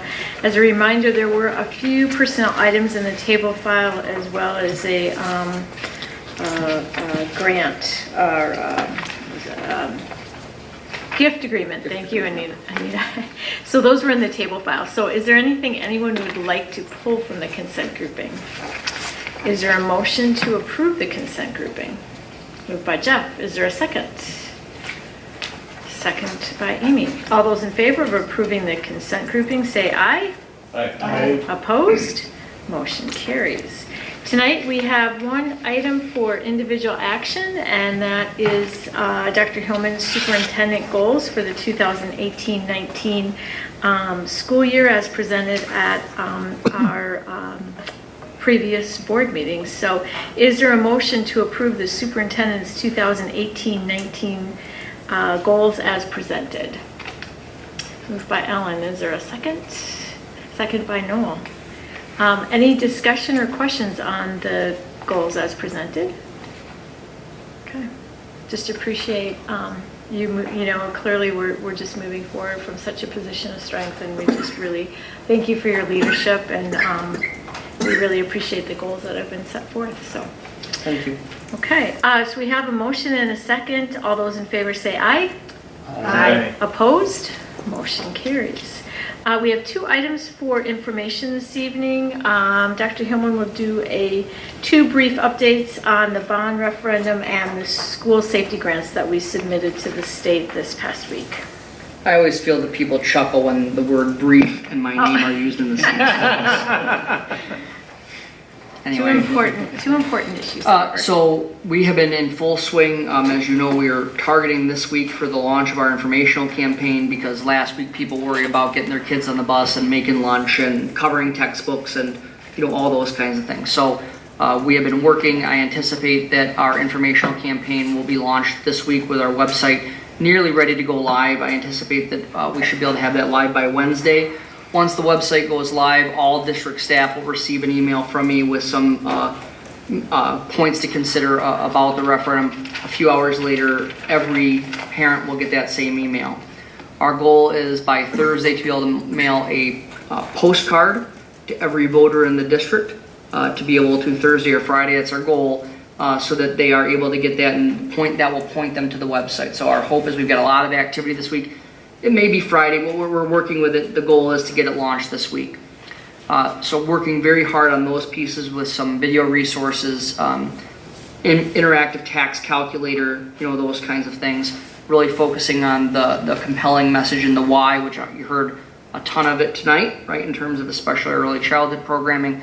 So we're very excited. We feel we have a very compelling message, and we're excited to share it with the community and the voters. So one of the things, just for your information, is we have set up 4 information sessions that we are going to. All of them will be at Greenville Park. The first will be a week from tonight, September 17th. We anticipate that will be mostly parents. We're going to be having it in the news. We'll ask Annie if she can make sure that that's in the newspaper with these dates. We'll get them on KYMN tomorrow. So the first one will be the 17th, 7 to 8:30. The second one will be Monday, October 1st from 7 to 8:30 p.m. We're going to run one on a Saturday morning because we know people's schedules sometimes don't always align. So a Saturday morning from 10 a.m. to 11:30 a.m. And then the final one on October 29th from 7 to 8:30 p.m.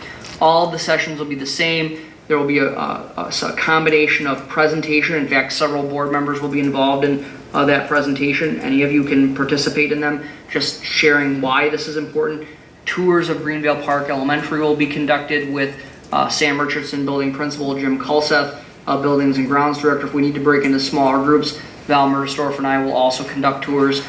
We'll bring them back into the auditorium, or to the gymnasium, Val will talk through the financial pieces, and then we'll finish up with really explaining what the core rationale for us bringing this to the voters. And I think the key thing, just what we want people to know, is number one, we listened. We had a visionary and ambitious plan that we brought to the voters last November, and we got feedback on it. We talked with a lot of folks afterwards. Every single one of you had lots of conversations with people trying to learn why we got the results we got. We did the facilities action team, we did another thought exchange process, and we listened to people, which they said 2 things overwhelmingly. Number one, focus on early learning in the elementary projects. Every one of you heard that from people who you talked to. And the second piece is we need to make it more affordable in terms of the tax impact. With the way we've structured the bond, we've been able to do that. A $250,000 home in Northfield, $27 a year or $2.25 per month. And the other piece is that the bond approach will stabilize that tax impact over the life of the bond. It will also allow people who move to Northfield in, say, 15 years to also share in the cost of that facility. So we heard clearly what people said, and what's before them is exactly what we heard. So that is the kind of thing that people will be hearing from us ad nauseum over the next couple of months, or 6 weeks anyway. And so our goal will be to make sure that people feel informed and that they have the tools that they need to make a decision. So that is the brief referendum update. I don't know if there are any questions on that. I'd be happy to take them. Did I miss anything from Amy? Will you send out the dates and the times to us by email? Absolutely. Okay. Anita will help us with that, yes. Okay. Any other questions on the referendum? It's the school safety grants update. So this is to talk about how people are concerned about security. The only thing that the state legislature got done the last time around was the bonding bill. And in the bonding bill, there was $25 million set aside for competitive grants for school safety. The way the legislation read, half of it needed to go to schools inside the 11 county metro area, half of it needs to go to schools outside the 11 county metro area. For this particular grant process, we qualify as outstate rather than the 11 county metro area, because we've got a little bit in Dakota County, of course. So there were $25 million available. $249 million worth of requests from school districts across. $249 million worth of requests for $25 million of programming. That's almost 10 times the amount that the legislature set aside. So do you think people are thinking about this? They are. We submitted for 2 projects. I'm going to ask Val to help me with this. We focused on 2 projects, Northfield High School for electronic door monitoring and the 40 exits, because that's something we told voters last year that we are concerned about, but they've told us they're not ready to do anything new with the high school, so we're trying to invest in that, as Noel had mentioned before. And then Greenville Park Elementary for the purposes of a secure front entrance. That would just like to talk a little bit about the grant process, and if you want to tell them how they're going to select them, I'll let you have that fun, because it's comical. Yes. So MDE came out with about a 19-page instruction sheet about how to apply for it. They had high priority projects and low priority projects, basically. So we identified the high school in Greenville Park as our highest need areas. The high school, we had, as Dr. Hillman indicated, done there's 13 doors currently at the high school, outside doors that are not electronically monitored. So we applied for that. We applied for the secure front entrance, because we have not started that yet. So if we get the money for that, great. If not, we're still going to do it anyway. And then we also, one of their other high priority projects was communication system. So we did put in for a new PA system at the high school. The current one's from the 80s, and several pieces of it are not supported anymore. And obviously in a time of an actual crisis, that would be pretty important. So those were kind of the items we did for that. And then Greenville was just, so that was $245,000 for the high school and $220,000 for Greenville, and that was just the secure front entrance. The process was, they opened a Survey Gizmo link on the 29th, I believe. And every school district had to do separate applications by building. And basically, they dumped them in a spreadsheet and randomly assigned a number, and they started with number 1 and just went, and they're just assigning based on their random number assignment. So it's basically a lottery. And one of the reasons I suspect there's $249 million, because people just put in for, might as well give it a shot. So that's the process. So just to be clear, you are going to be selected not based on the criteria of the project or its value or how much your school district really needs it, but based on a total random lottery. Now, they have to meet the project specifications. I mean, you can't apply for things that aren't part of the high priority, but that's just the piece that I think is, and I don't blame them. I mean, how do you do this when the legislature does this to the department and gives them no other guidance on it, right? So I don't blame them. I'm not upset with them for doing that, but it's certainly, there will be some school districts who have less of a security issue than who get funded, and school districts who have real serious circumstances that don't. And so I think it goes back to that we just need to continue to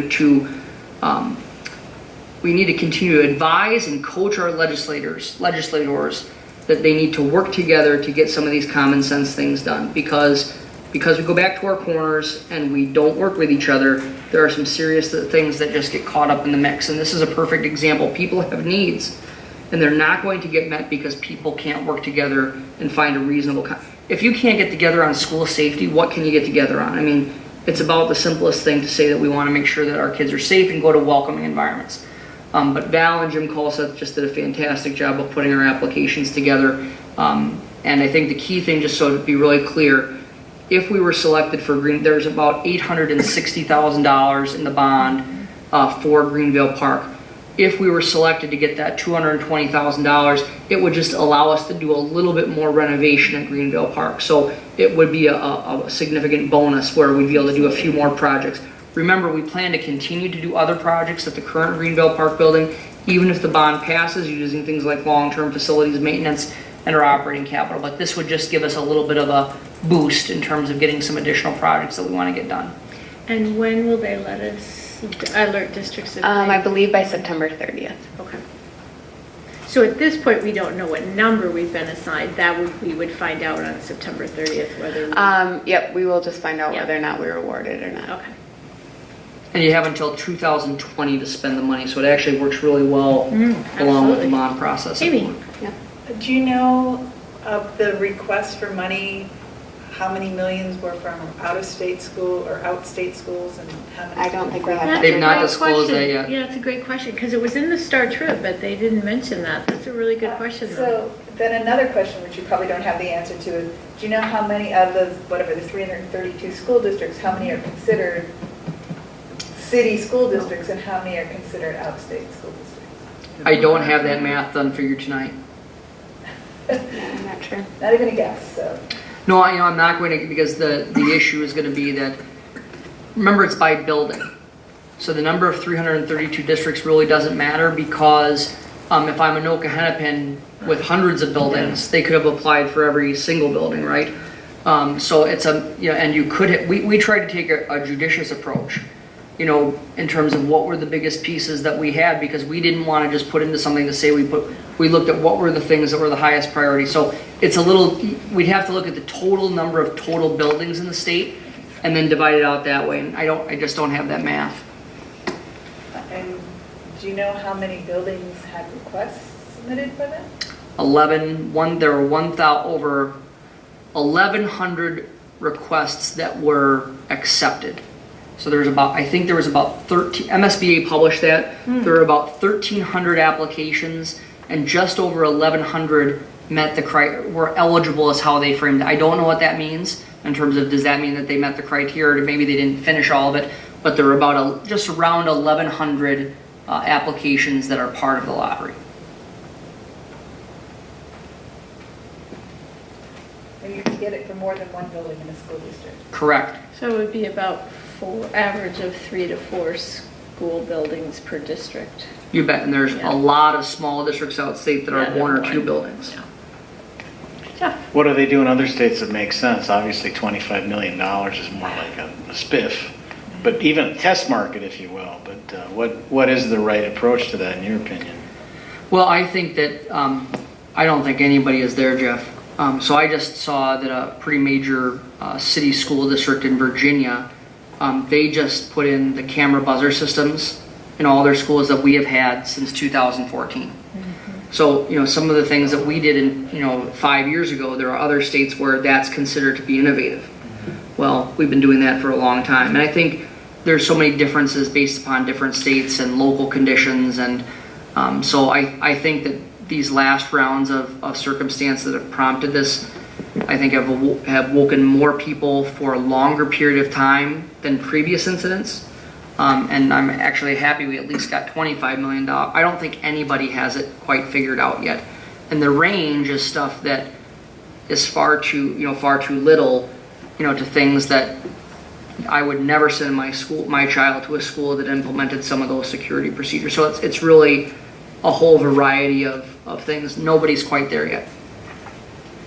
Any other questions or comments? Okay, thank you for those 2 updates. So future meetings, Monday, September 10th, then Monday, October 8th, and then again, Monday, I think October... that's the 24th, Julie. Oh, yeah, I'm sorry. No problem. All right, let's do future meetings again. Future meetings in September, Monday, September 24th. In October, we meet on Monday, October 8th, and Monday, October 22nd. All those meetings are at 7 p.m. in the High School Media Center. So with that, I ask for a motion to adjourn, moved by Noel. Is there a second? Second by Amy. All those in favor say aye. Aye. Opposed? Motion carries. We are adjourned.